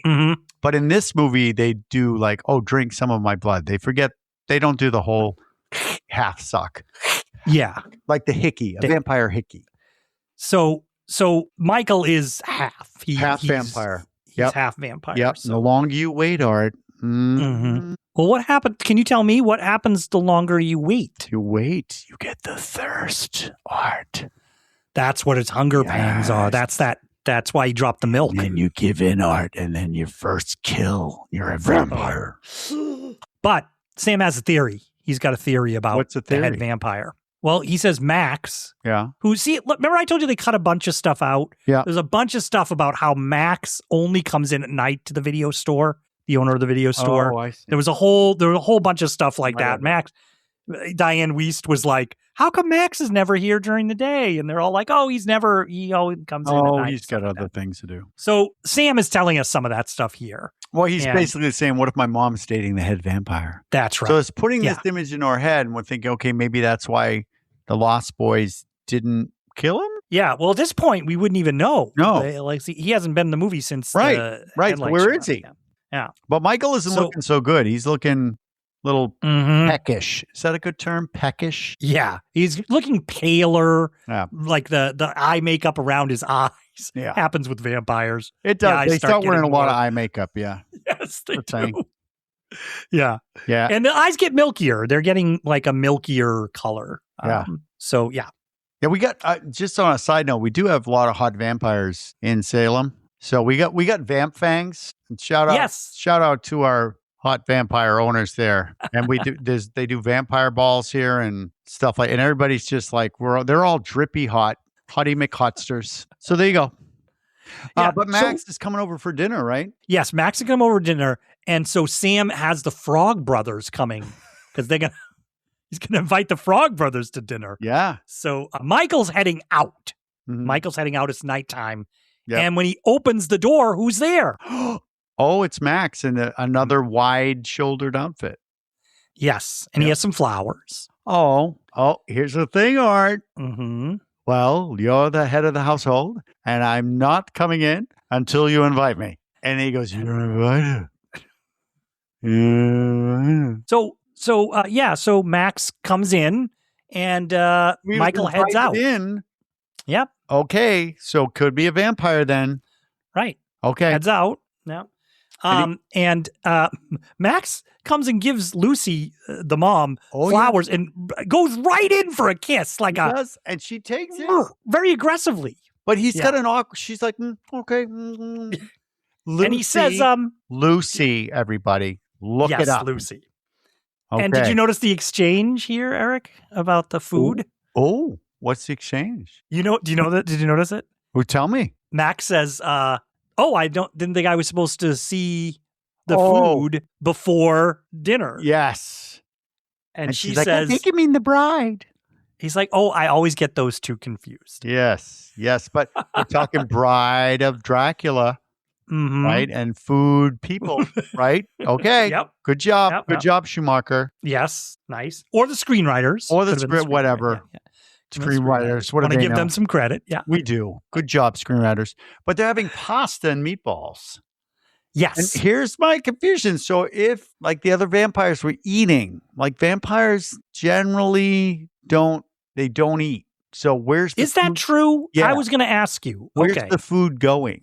Do they puke it up later? Yeah. Is it they holding it like a to-go bag and then they're like go home and go, because I don't know. Yeah. We should say the Frog Brothers show up. In their outfit, their regular crazy outfits. Rambo bandana around Corey Feldman's head. And it is the fact that because vampires technically the undead, the bad breath is a thing, apparently. Unless you're in Twilight, then it's always. So Lucy does say, "Whose breath is so bad?" Yeah. And I love all the young kids lean in. Yeah, they're like, and then it's Nanook. It's Nanook. Oh shit! So he's a vampire. The dog's a vampire. But they give Max. They're like, have some Parmesan cheese. Oh, Sam shredded it himself, and they're all like, yeah. And it's really garlic. And what moron would not see? Sorry, everyone, but not see that it's not or smell it. Like, give me a break. Raw garlic caught up. Yeah. So Max is like, blah, blah, and the kids are all like, I bet you hate garlic. And he's like, no, I love it. Love it. Too much. Yeah. So they got to move on, and they throw water on his lap. Yes. This is. I don't know if it's supposed to be holy water, but running water, vampires aren't supposed to be able to cross. But I don't know what they're doing. Oh, is that what I assumed it was holy water. Yeah, that's what I assumed. But they didn't show them making holy water. So. Yeah, and he just stands up like any normal person would and goes like, yeah. Does it burn? Does it burn you? And they go really quick. I like this. It goes really quick here. They then turn off the lights. Yeah, he's not glowing. Do vampires glow? I don't know about that. I've heard that. That is one of the legends. But they turn off. So they click the light on very quickly. This is a nice shot. And there's a mirror right in front of Max's face. And he's like, wah! I thought the whole sequence was fun. None of it. None of it works. I do have an issue. We'll talk about this later. I do have an issue. Okay. I have issue. Mm-hmm. Vampire lore, I have issue. Schumacher. That's okay. I bet I know what you're going to talk about. But he's like, I know what's happening here. I'm not trying to replace your father. Just want to be your friend. And mom is pissed. And don't say, by the way, being a divorced kid from divorce, don't say you're trying to be our friend, stepfather. Come on. Give me a break. But he leaves. And as he leaves, Grandpa's looking out from behind his taxidermy room. He's a little sneaky. Giving him a sneaky little look. Yeah. But Max is like, we're going to try it again. Dinner at my house tomorrow night. I'm cooking. And she's like, okay. Mm-hmm. So we're back on the boardwalk. Michael's looking for Star. That's like, where do you go? Go to the boardwalk. Look for Star and Laddie. And finds David, though. Yep. And David's there with the gang. If you ever want to see Star again, you better come with us now. I'm cool Kiefer Sutherland right now. Mm-hmm. I only talk like this in the movie. So they drive to the world's greatest freaking tree. This is great. And they get off their bikes, and Michael's staying behind, and all the vampires sort of crawl up almost like jaguars or leopards. Yeah. And they crawl up into the tree, and they're like, it's a great image. I really liked it. It is good. But they're looking at what is going on. It is it's a bunch of guys who look like tough punk guys. But there's no women. No. There's no women. But they love them Run DMC. I don't Run DMC Walk This Way. Yes. But I don't know. It's not even Aerosmith Walk This Way. It's the Run DMC. Right. Wicka. Yeah. And just so you know, there's a whole other sect of people in California. So we're witnessing our surf Nazis. Yes. They are surf Nazis. Yes.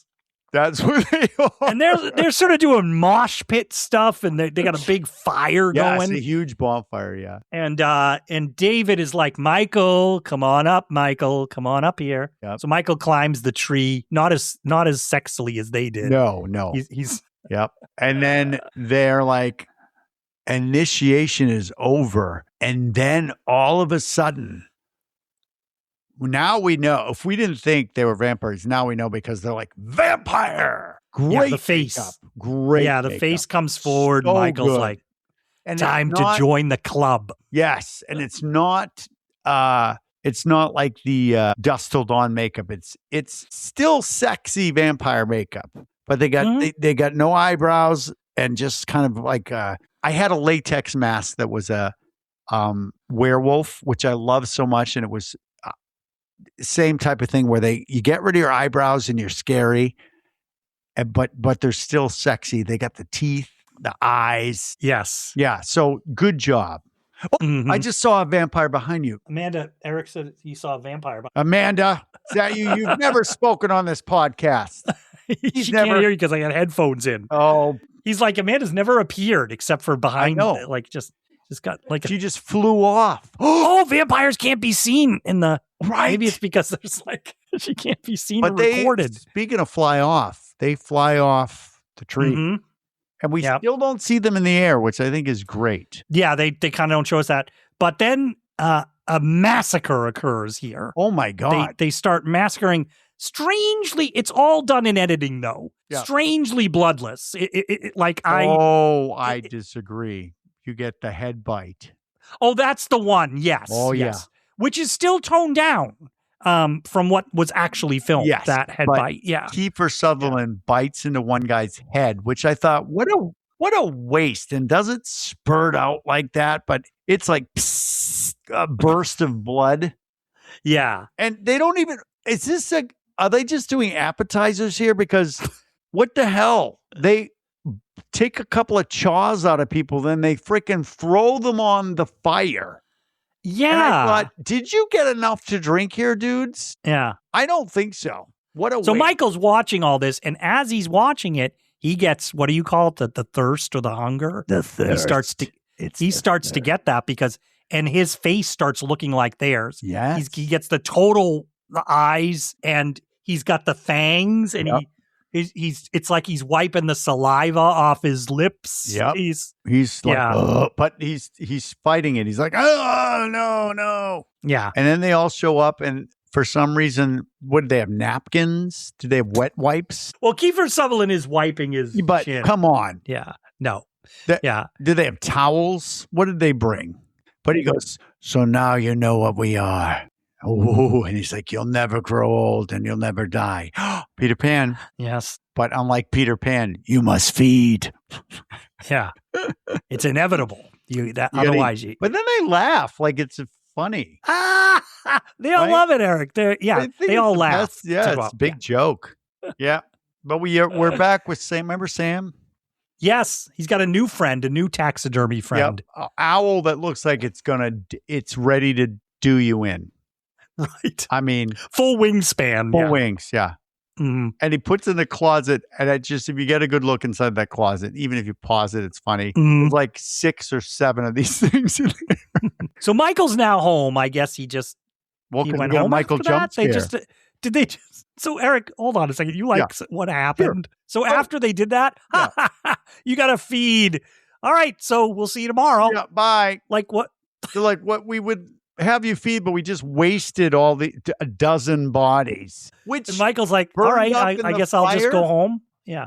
Did the bodies like cremated? Somebody's going to find that and be like, is this a bunch of corpses? Oh, Erik, that's why I said there's strangely no police in this town. Yeah, because, they don't give a shit. I mean, the security guard, the ripped off convertible top, they're like, oh, the security guard's missing. Where did he go? We only found his car with the door ripped off. Like off. And then, we found a bunch of surf Nazis stacked up like wood. Yeah. Burning on the beach. Yeah. There's a car. We found a car with the hood. The roof is gone. And strangely, it was filled with comic books. Comic books and blood. But we're good. So Michael's home, and Sam is like, "Did you take care of it? Did you say what's going on? You're a bloodsucker. You're whatever." And then Star is outside the window. Yeah. And they're like, you can't come up. And she just goes, whatever. Because I think Sam said, is she one of them? And then she flies up to the window. And I love she's one of them. He jumps in the bed. He's covered up. He's like, oh. This is fun because he's listening to the conversation. And he's interjecting. You drank someone's blood? Are you crazy? And then he's like, who's that? David. They go, David wanted you to. Who's David? Who the hell's David? Yeah. But that's fun. Good for them. That's fun stuff. That's fun comedy. And apparently Michael was supposed to be Star's first kill. Yes. And she couldn't do it. He's like, because you care about me so much. He's just kind of a dick here. Well, I mean, he did get him involved in this vampire stuff. She kind of did, but he did it himself. But this goes back, Erik, remember earlier where she was kind of like, Michael, I like that name. I think that was all the like trying to lure somebody. Sure. Like she was in the mode, but then she started liking him, I guess. They did because they did the beast with two backs, dude. Well, they did that's the what I was gonna say, horizontal mambo, buddy. Okay? They were chugga for a while there. They did, but Erik, that's the funny thing that I wanted to talk to you about is like, she's like, you were supposed to be my first kill, but we just ended up. We just ended up. Yeah, we just boned instead, buddy. Yeah. Yeah. Yeah. So she was, if he was supposed to be her first kill, not to. Yeah. Go ahead. Delay not to drag this out. Why did David give him the blood? Like I don't like if the whole plan was blood is to get you started. But then they wanted him to be her first kill. Why would they even start the vampire process? I was just did David like him? Yeah, David couldn't be the first kill because when we get later on in the movie, we'll be like, hey, wait. So there's a little confusion there because it wouldn't be I was just a little confused. He would be there. A vampire. She should have said I was supposed to turn you, is what she should have said. Something like that. Yeah. So I was a little confused as to what. Dude, I know. Already turning. Yeah. So whatever. She flies out the window. She's gone. And what I love is Sam. But she wants his help, is what she wants. And he says, I'm going to help you and let it.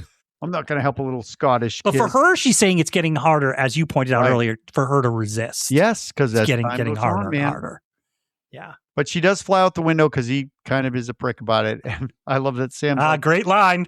Good Corey Haim. He's good in this. I like him. I wonder if it was an improv because it is funny. He goes, don't kill anybody till we get back to you. So what are you going to do, Art? Well, he's got connections. What do you do? He's got connections, he says to Michael. Call the Frog Brothers. There you go. They show up. Yep. The Frog Brothers. They're geared up. And they're like, okay, where's Nosferatu? Huh? Yeah. But they take off in Grandpa's car, his good car. They take off. They even tell him, they're like, hey, Grandpa, we're taking your car. Yep. And he's putting up these huge freaking stakes. Breadcrumbs. And the wrong way, I will point out. He's got the pointy end up top it seems like. No. Those are going in the ground. Are they? I think. We'll have I don't to know. watch it But he's got them laid out, these big stakes. Huge, yeah. Yeah, with his car and his Jeep in the background. Yeah. We see. And they go to the cave. Yes, they go to the bluff, and there's some fun stuff here. The Frog Brothers get out. They are ready, man. Yeah. And they're checking their equipment check. They're like checking each other's equipment. And Michael says, Sam, I don't want you going down there. These are brutal killers. And he goes, so are the Frog Brothers. But this is where the brothers are sticking together. They're like, we have a bond. We're going to do it. Because Michael's, during the day, he's very sleepy. Yes. He's like, he took a bunch of Zolpidem and he's like, I can't. Yeah, so he's not gonna be much use. So but it's pretty cool. I would have liked to have seen more of the set, to be honest, Art. But the brothers, the Frog Brothers, are looking for the vampires while Michael's supposed to take the laddie and the Star up to the car. So I would have liked to have seen more of the layer, because they're giving us hints. They're like, "What's that smell? Oh, it's vampires." You know. They're traveling through little passageways that are like old. It looks almost like an old mine. I'm like, what was this hotel? Yeah, well, it like down. But they're going this flies. Well, flies are part of vampires and stuff. I'm like, yeah, flies and the undead go together like bullets and guns. Yeah, sure they do. But Michael takes Laddie up to the car, and then he gets Star and takes her up to the car. So that's his job. And this is all the energy he can muster. Well, Michael, it's a huge flight of stairs, dude. Yeah, never mind that it's daytime and he's a vampire. But they can't find the vampires. They get to a dead end. The tunnel ends, Erik, the Frog Brothers, and they're like, oh, there's no vampires. And they look up with their flashlight. Jump scare. Yeah, because they're looking for coffins. Like, there's no coffins. And then one of the Frog Brothers like, the cave is one giant coffin, dude. Yeah. The vampires are hanging like bats above them. Which I loved. I loved it when I saw it. I like, this is great. They're hanging upside down. Mm-hmm. How? I don't know yet, but yeah. And then they don't know who the leader is. So they just go, we'll start with the little one. Which I guess first come, first staked. I guess it's Marco. Yeah, but this is where I love the Frog Brothers. They are not hesitating. They're like, we got a job to do. They are professionals, man. Yeah. So he goes up to the top. This is Corey Feldman, and he just takes the stake. And I mean, I don't know. Are vampires just, what is the body of a vampire like? There's some where they're little doughy, where they're easy to stake, because you just can't stake a person like this with a piece of wood. First of all, they have like leather jackets on. Let's start like that. Yeah, you just can't do it. But in the movie, he does. Yeah. And they freaking stake him, and poor Marco starts gushing glittery, like goopy blood, and he's like, wah, wah, upside down. Did you notice, Erik, the blood in this movie isn't red, except for the dog bite. Right. It's a little darker, like, yeah. I noticed that, but it's R. That's why I was surprised you said it's R, because I assumed all that was to get a PG-13. But but it's raining down on our guy. And the other vampires wake up and they're like, they're all like, because they're connected. They're connected. Vampires are connected. Mm. And there's a classic line. If anybody watches Dead Meat, the podcast, they get one of the things they use is, you're dead meat, from this. When David's like, you're dead meat. Yeah, because David drops down, does like a somersault, falls to the ground. Yeah. They got to get out of there. They escape. Yeah, so they're crawling through this passageway. He's coming after them, and they get right to the edge. It's outside, so it's full daylight, and the Frog Brothers are there, but he gets Sam. David gets Sam by the leg. Yep. And by the ankle. And it's a tug of war. So the guys that could rip a car door off. They can rip, but they can't quite hold on to a... Well, the Frog Brothers, it's two Frog Brothers. It's two Frog Brothers. I don't know, man. I know. Yeah. But it's tug of war back and forth, and they're going... I just always love the Frog Brothers, because you can hear them in the background go, come on! Oh, that guy! Pull him into the sunlight! Pull him into the sunlight! And they do, and David's hand burns like it smokes. Mm-hmm. And I just love this scene, because I love it when things are unexpected, but it works so well. So he gets his hand burned and he pulls it back and he's in pain. He's like, oh. But Kiefer Sutherland does a great job because he's got these contact lenses in that they can only wear minutes at a time. You've done those probably, right? I don't. You've never. I did contacts, but not these. These are full. Yeah. And he's burned and a teardrop goes down his face. And that's from the contact. And then he starts like going, like he's thinking about, I'm going to get these fuckers. So I really liked it. He did a great job. Does he even say tonight? Does he say tonight? I don't think so. He just goes, yeah. So it's pretty But he's got that teardrop. Worked out great. They kept it. But I love that it's the fact that his eyes are burning. Works so well. And Kiefer Sutherland is now half blind, but it worked. Oh, he's half blind. Yeah, it doesn't matter. He's making a lot of money. But Michael and the half vampires are asleep in the car. Yeah. So the kids come up, they got to drive. This is some of the fun junior high stuff. So, but did you notice that they're covered in glitter blood? No. They're all. I didn't. Oh my God. It's glitter blood. I didn't notice that, Eric. I'll have to check that. I'll have to look closer next time. They're completely covered in glitter blood. And one of the Frog Brothers is like, we ran in the face of danger. And the other guy's like, no, it's okay. It was a mind trick. Yeah. They opened their eyes and talked. We didn't expect that. How would you know? Yeah. So, yeah. But they go back home. House. Yeah. And they got to put Sam takes the dog outside for why? Why would you do that? Yeah. They put Michael, Star, and Laddie in a room. Yeah. And they immediately fall asleep. They're like, yeah. And then, and Grandpa's still there. Yeah. Grandpa's around. He's like, hey. Don't you know the rule about filling up the car with gas when you take it? So he seems oblivious, right? Yes. There are a lot more in the deleted scenes. There are a lot more scenes of Grandpa kind of observing stuff and moving his head out from behind and stuff. Again, not they cut it all out. I think the key is to cut out really what you don't need. Yeah. So Sam he goes to the video store. To the video store. Yeah. And she's trying to work, man. She's trying to make a living.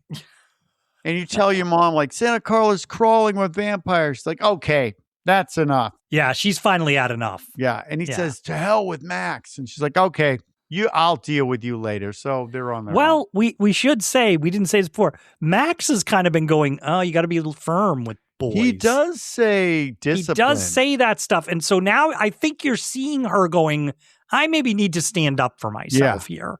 Because she doesn't. Yeah. But she's mad. So they're on their own. Kids are on their own. The Frog Brothers and them. What's your first stop? You got to go to the church. Yeah. They fill up with holy water. Well, they have a great... I can't. Can you imitate the music? I can't. But it's a great theme. The score right now. As the Frog Brothers, they're preparing. Sure. I liked it. I liked that score. And and then they cut it out when they go in the church because it's a wedding happening or something or a christening. Or a christening. Yeah. Everybody's looking at them like, what is up with you guys?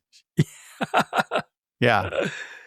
They get back home. They're boarding stuff up. Not boarding up with hammers, but putting furniture up against the windows. Know what the deal with that is. And they tipping over furniture. Grandpa, they tricked him. They said, hey, you got a date with the widow Johnson. He's like, oh, yeah? All right. Yeah.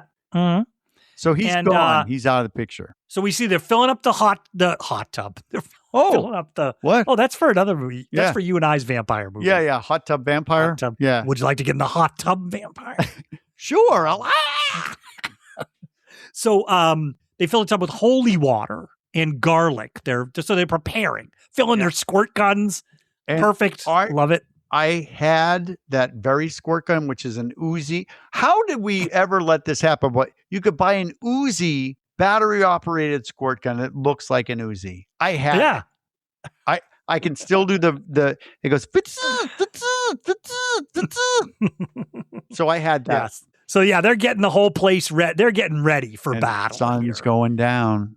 Yeah, and I think you said earlier, right? They put Nanook outside. Because Nanook was barking too much. Why would you put the dog outside? I know, idiot. But sun's going down, as you said. We're seeing the boardwalk coming to life. Great stuff. It's a lot of tension because you see the sun's that California sun where it goes pretty fast. Yep. surfers are coming in. Yeah.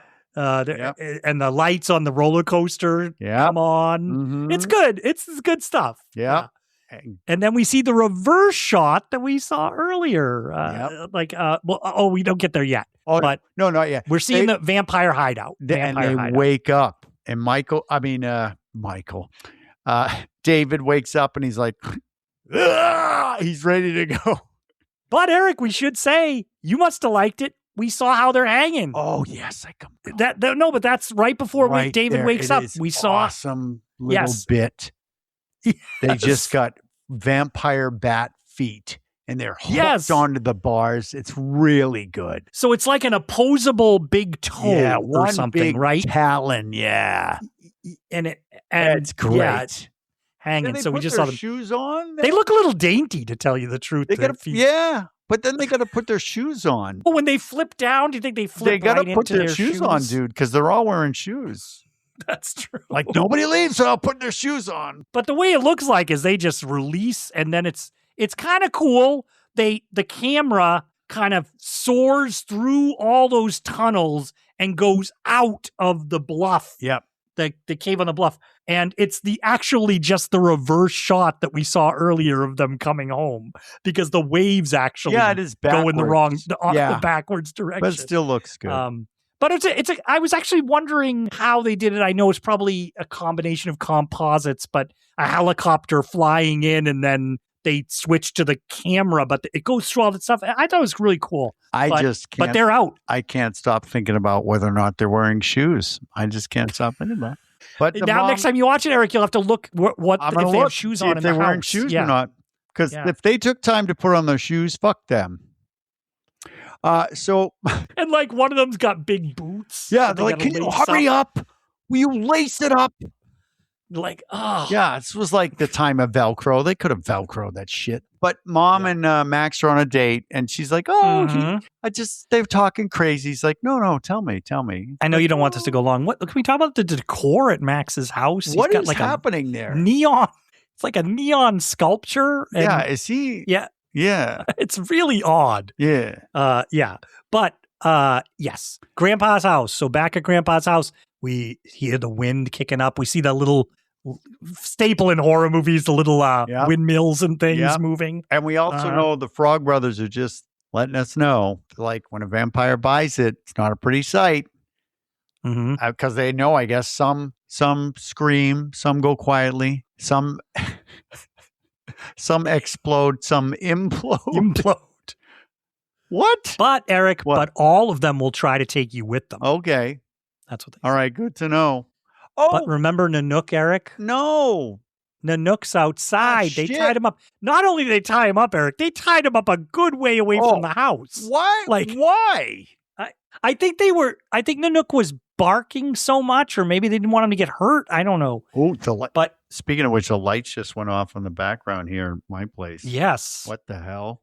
I'm getting a little worried, Eric. Shit. Oh, so nighttime's approaching for you. Oh, shit. Oh, the lights are on the Ferris wheel, Eric.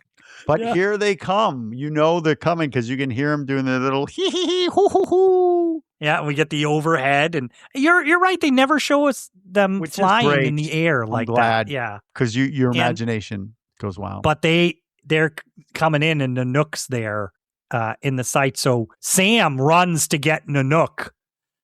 Down the now. If you're a freaking vampire, right? You're a half vampire. I mean, Star moves pretty fast. She could have flew out there, got the dog, and come back. You're right. We've seen her almost teleport. She's standing there going, hurry up! Yeah. Hurry! Come on. They're coming! Yeah. I love horror movies. There's always somebody saying that. Yeah. It's great. It's great suspense. And they get the dog in just in time and then just let's go. Yeah. Because they have this huge fireplace, like a stone fireplace. Freaking vampire explodes through the fireplace. And it is Paul. Yeah, our dark-haired guy. No, right? I'm sorry. That is Dwayne. That is Dwayne. Dwayne. Our long dark-haired. You hear that, vampire. Dwayne? Dark-haired Dwayne. And he sort of comes through there, and he sort of knocks Michael out. Unconscious. I think, right? Yep. Unconscious. Yep. So our one vampire that has maybe some vampire strength or half vampires out of the picture for right now. Yep. So we're left with Sam because the freaking Frog Brothers chase. They decide, you know what? We're just going to take out the two half vampires. They're like, let's go. Let's take them. Yeah, they're going after Laddie and Star. Yeah, so and they're like, Star's like, they're running up. They're running through the house. And the Frog Brothers, but Star, they go into a room and a door opens. From behind the door is Paul? Paul, the vampire. Blonde coiffed vampire. Yeah. And he comes out and he's like... Stop for a second. Okay. Who invited them into the house? Nobody. Okay. Sorry, Schumacher. Who invited these vampires? You're right. I didn't actually think about that, but... Okay. All right. Rules out the window. Nanook, maybe? Nanook must maybe like, come on in. Roll. Yep. Maybe that's it. Maybe the dog did it. Just saying, let's stick to the rules, people. I love the Frog Brothers. This would be terrifying in real life. And he goes, you two killed Marco. And then they go, yeah, and you're next. They really are kind of fearless. I mean, they get scared at times, but they're like, we have a mission. And and that vampire is not, he's swatting their weapons away. But you know what? He shouldn't be talking to them. He should be eviscerating them. So they have a chance because they're in the bathroom. They splash him with that holy water. But he does say, that vampire says, garlic. Like, garlic doesn't work. And how about some holy water? Yeah. And it burns his face. But they start. It doesn't kill him. No, it doesn't kill him. Pissed. Yeah. But here he comes. Here comes our star of the day. His signature move. Here it comes. We've already seen him do it, Erik. So that was a breadcrumb earlier in the movie. Nanook. Here comes Nanook. Off the top rope. There he comes. Oh, he takes Paul out, pushes him in the tub, and makes a clean getaway. Wop. Yes. Yeah. So Paul falls in the tub and just starts. For vicious killers, they're either caught off guard or they suck because he's bubbling up. The Frog Brothers are now holding each other tenderly because they're, look behind me. Oh, shit. Lights just, I like what's happening behind me. I know. So he starts wasting away in the tub. They get a good little gremlin spit where you see his skull. Mm-hmm. And I thought, oh, that's cool. But they're not done. Yeah. This is where I thought with the blood, this is where I started to notice the blood stuff, Erik, because the water, every piece of plumbing in the entire house starts exploding water up. Toilets, sinks, just geysers of this brown, ruddy water that's going up. And I thought, Erik, this is just a little thing, little criticism. I thought it would have been cooler if it was blood. Like, well, but I think they probably in the 80s, like, you can't do that much blood. Yeah, I guess. Yeah, that's what. But is it just me or do they have two freaking sinks in the bathroom? They're two sinks. Large sinks. Yeah. Who has two sinks, separate sinks in their bathroom? Okay. Well, we do. I know. You don't have separate sinks. They're No, it's a vanity with two sinks in it. These are separate. These are two big sinks. Yeah. But it's exploding sort of all over the house. Yeah. And ruining the house is what I'm thinking. Is that so downstairs, Sam is trying to wake Mike up. Michael off not waking up though. Floor. No. And then he sort of hears something and he takes good stuff. Yep. Joel Schumacher takes a lamp and he's looking in the rafters. Which are really cool. The rafters are pretty cool. Yeah. Yeah. And it could be, you're like, is there a vampire behind those rafters where he's pointing all around? Yeah.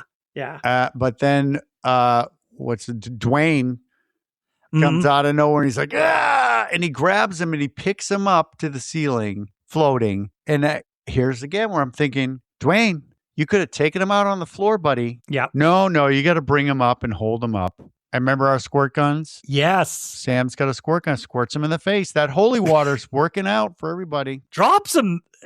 Dwayne drops him, but it's a long way down. I guess he's okay. The ceiling. I know. I was like, he comes down. And so the vampire, once again, this doesn't kill the vampires. It seems like when they just get, but because he did it in the eyes, didn't he? Right in the guy's eyes. Yeah. How does he see after that? I don't know. But they also were loading up bow and arrows with stakes on them, like sort of wood stakes or something earlier. So Sam grabs one of those, and the vampire's pissed and starts flying at him. And Sam gets off a shot with the arrow, and it looks like it hits him. Yep. And he falls down. Yep. So I guess he's dead, but then he pops up and he goes, "You missed, sucker!" I was like, this is the 80s. Yeah. And Sam says, "Only once, pal," and gets a shot off and gets him in the chest. And apparently the force of the arrow is incredible because the guy flies backwards and into the stereo, which in the 80s, a stereo takes up an entire wall. Oh, it's big. Yeah. Oh, yeah. And Grandpa loved his music. Well, he was on it. Grandpa was on it because In Excess starts playing. In Excess. I was trying to hear the song. It's In Excess. Yeah. Gonna have a good time tonight. Rock and roll music gonna play all night. There you go. And the vampire is getting electrocuted at the same time, and then just pieces start exploding off of poor Dwayne. We get a hand. And the sparks just keep going. What I love about it, love this when they do this in the movie, it just keeps going. Pss, pss. Yep. They get smaller and smaller until finally it's the end. And then he explodes. And I'm going to give you that line. You can go ahead. Sam says, "Death by stereo." Yes. And I want to point out that they're showing the water mess. And Michael's a half vampire. So is that all holy water now? Because I noticed that too. So, Michael looks in the kitchen looks like it's just flooded with water. Like the windows are. Yeah. You could if it's holy water, you can't go in the kitchen. No. So no. Because you don't have to put that much holy water to make it holy water, I guess. Yeah, so they're going to head upstairs. They're going to head upstairs. Yep. And Sam gets upstairs, but right before Michael's getting to the top of the stairs, David jump scare. David comes hangs. But it's funny because watching the movie, Eric, the first time for this podcast, I forgot about David. I was like, oh, they're heading up the stairs. And I'm like, that's David? Right. David's there. Yeah. I was like, David's there. All waiting. I mean, come on. It's like the kung fu fights, vampires, like the karate the whole stuff. family. Yeah. But then you also get a Frog Brothers jump scare upstairs. And Laddie is hiding under the bed. Right? Remember Laddie? Yeah. He's hiding under the bed. But he's half vampire too because we're seeing his face. Oh, yeah. He's going. And he's like, I think it's the best. But they're all congratulating. The Frog Brothers and Sam are like, I got one too. Yeah. But Laddie's vampire transformation, I love it because Laddie all of a sudden pops out from under the bed through the mattress, and it's just mattress sheets everywhere, and he's going, it was awesome. And they're all like, they are scared. They're like the three of them. They're like, Yes, because it's pretty violent. But then he just runs to the corner. Laddie just runs to the corner. All right. Well, Star's there, and they go after him. They go after Laddie. Yep. And this is I remember this in the movie. This is a funny laugh line. Yeah. She goes, he's just a little boy. And he's going, and you can always tell that 80s thing, Eric, they have a little snippet of the reaction from the Frog Brothers and Sam. Yeah. That's for the laughter. Oh, okay. Yep. That little beat, you can always tell. Right. And what did they say? Yeah, they say, what do they say? They say something about Eddie Munster. Yes. The attack of Eddie Munster. Yeah, the attack of Eddie Munster. That's the laugh. Right there.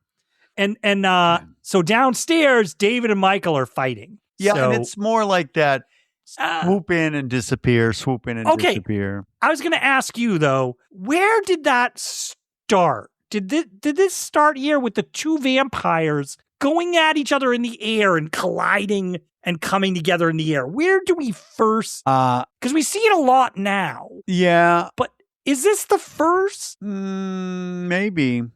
You know what I mean? I remember it as like, whoa, this is cool because they flew up at each other. Yeah, and I was wondering if that's the first. Could have been. Yeah, I was just curious. Yeah, I know we see in What We Do in the Shadows. They do that sometimes. Yes. They'll like suddenly do that to each other. They do, yeah. Yeah. But David's like, I tried to make you immortal. And Michael's like, you tried to make me a killer. But then you see on Michael's face, now he's technically full vamp right now. Yes. So David's like, you are a killer. And that's where he says he has slam. Because they're at a stalemate. Yeah. Because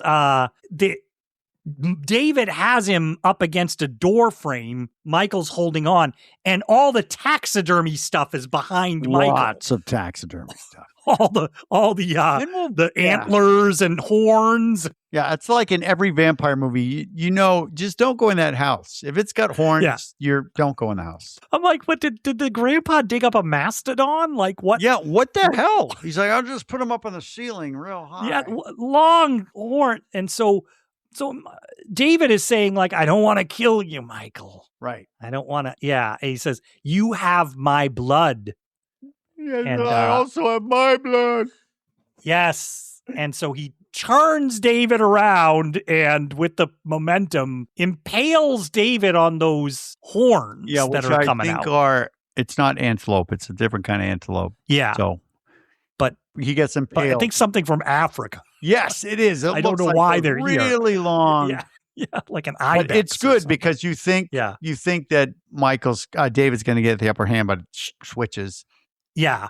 And when he dies, he looks like he's being released. Like David's like, it doesn't implode or explode. He goes quietly. Like, But it's great because I love the light on Keith's face because Kiefer. The makeup slowly is starting to change too. But it's just like this white. It really washes him out. And then you can see he's just like, oh, good. And he just dies. And then he kind of just looks like a regular teenager boy. That's what I like about it. When he's sort of dead, he doesn't look as, he just looks like you're like, oh, that's a dead young guy. Yep. But on those horns. Michael doesn't. Michael doesn't change. Different. Yeah, and Star comes down the stairs, and Michael's like, "Don't let them see me like this." Yeah, because she's not. Because he got the hunger now. He's like, argh. We never see her vamp out that way. We never see her with the makeup. She didn't get that lust, the bloodlust. But like Laddie did, and Michael, but she didn't. She got the Michael lust. She got the Mike. Yeah, she's thinking about his pants.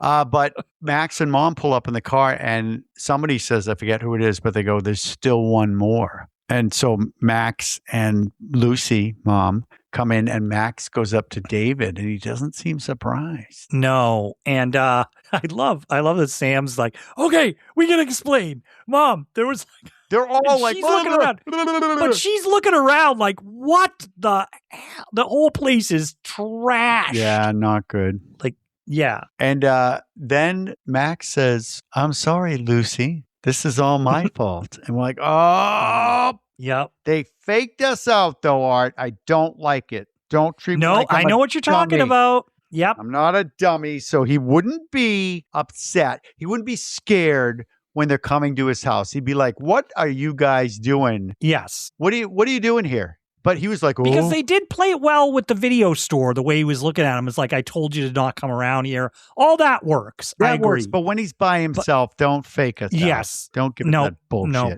But he's the head vampire. And they were like, why didn't any of that work? And he says, well, you never invited vampire into your house, you silly boy.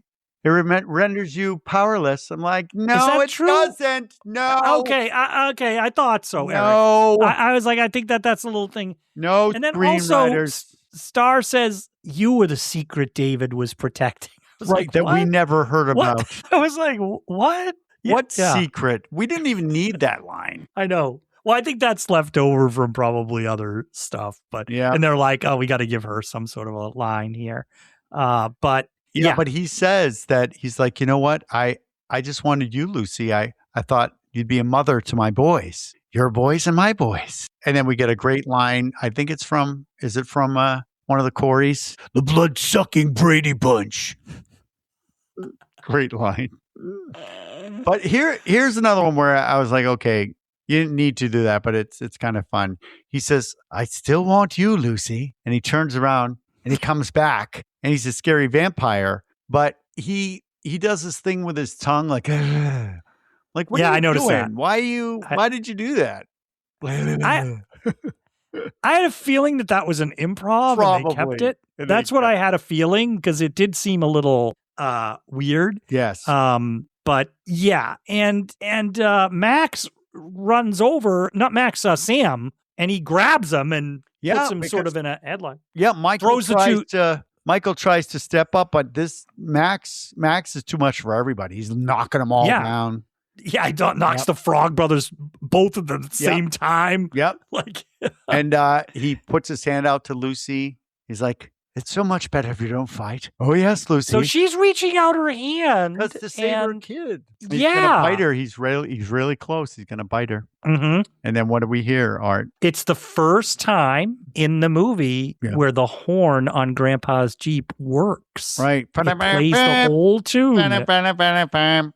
It's La Cucaracha, by the way. Yes, but it plays the whole tune. Right. And it comes crashing. Dangerous, first of all. He's got that mentioned Jeep you were talking about. Apparently, he laden the Jeep with pointed, large sticks that we saw earlier. Those big comes stakes crashing through.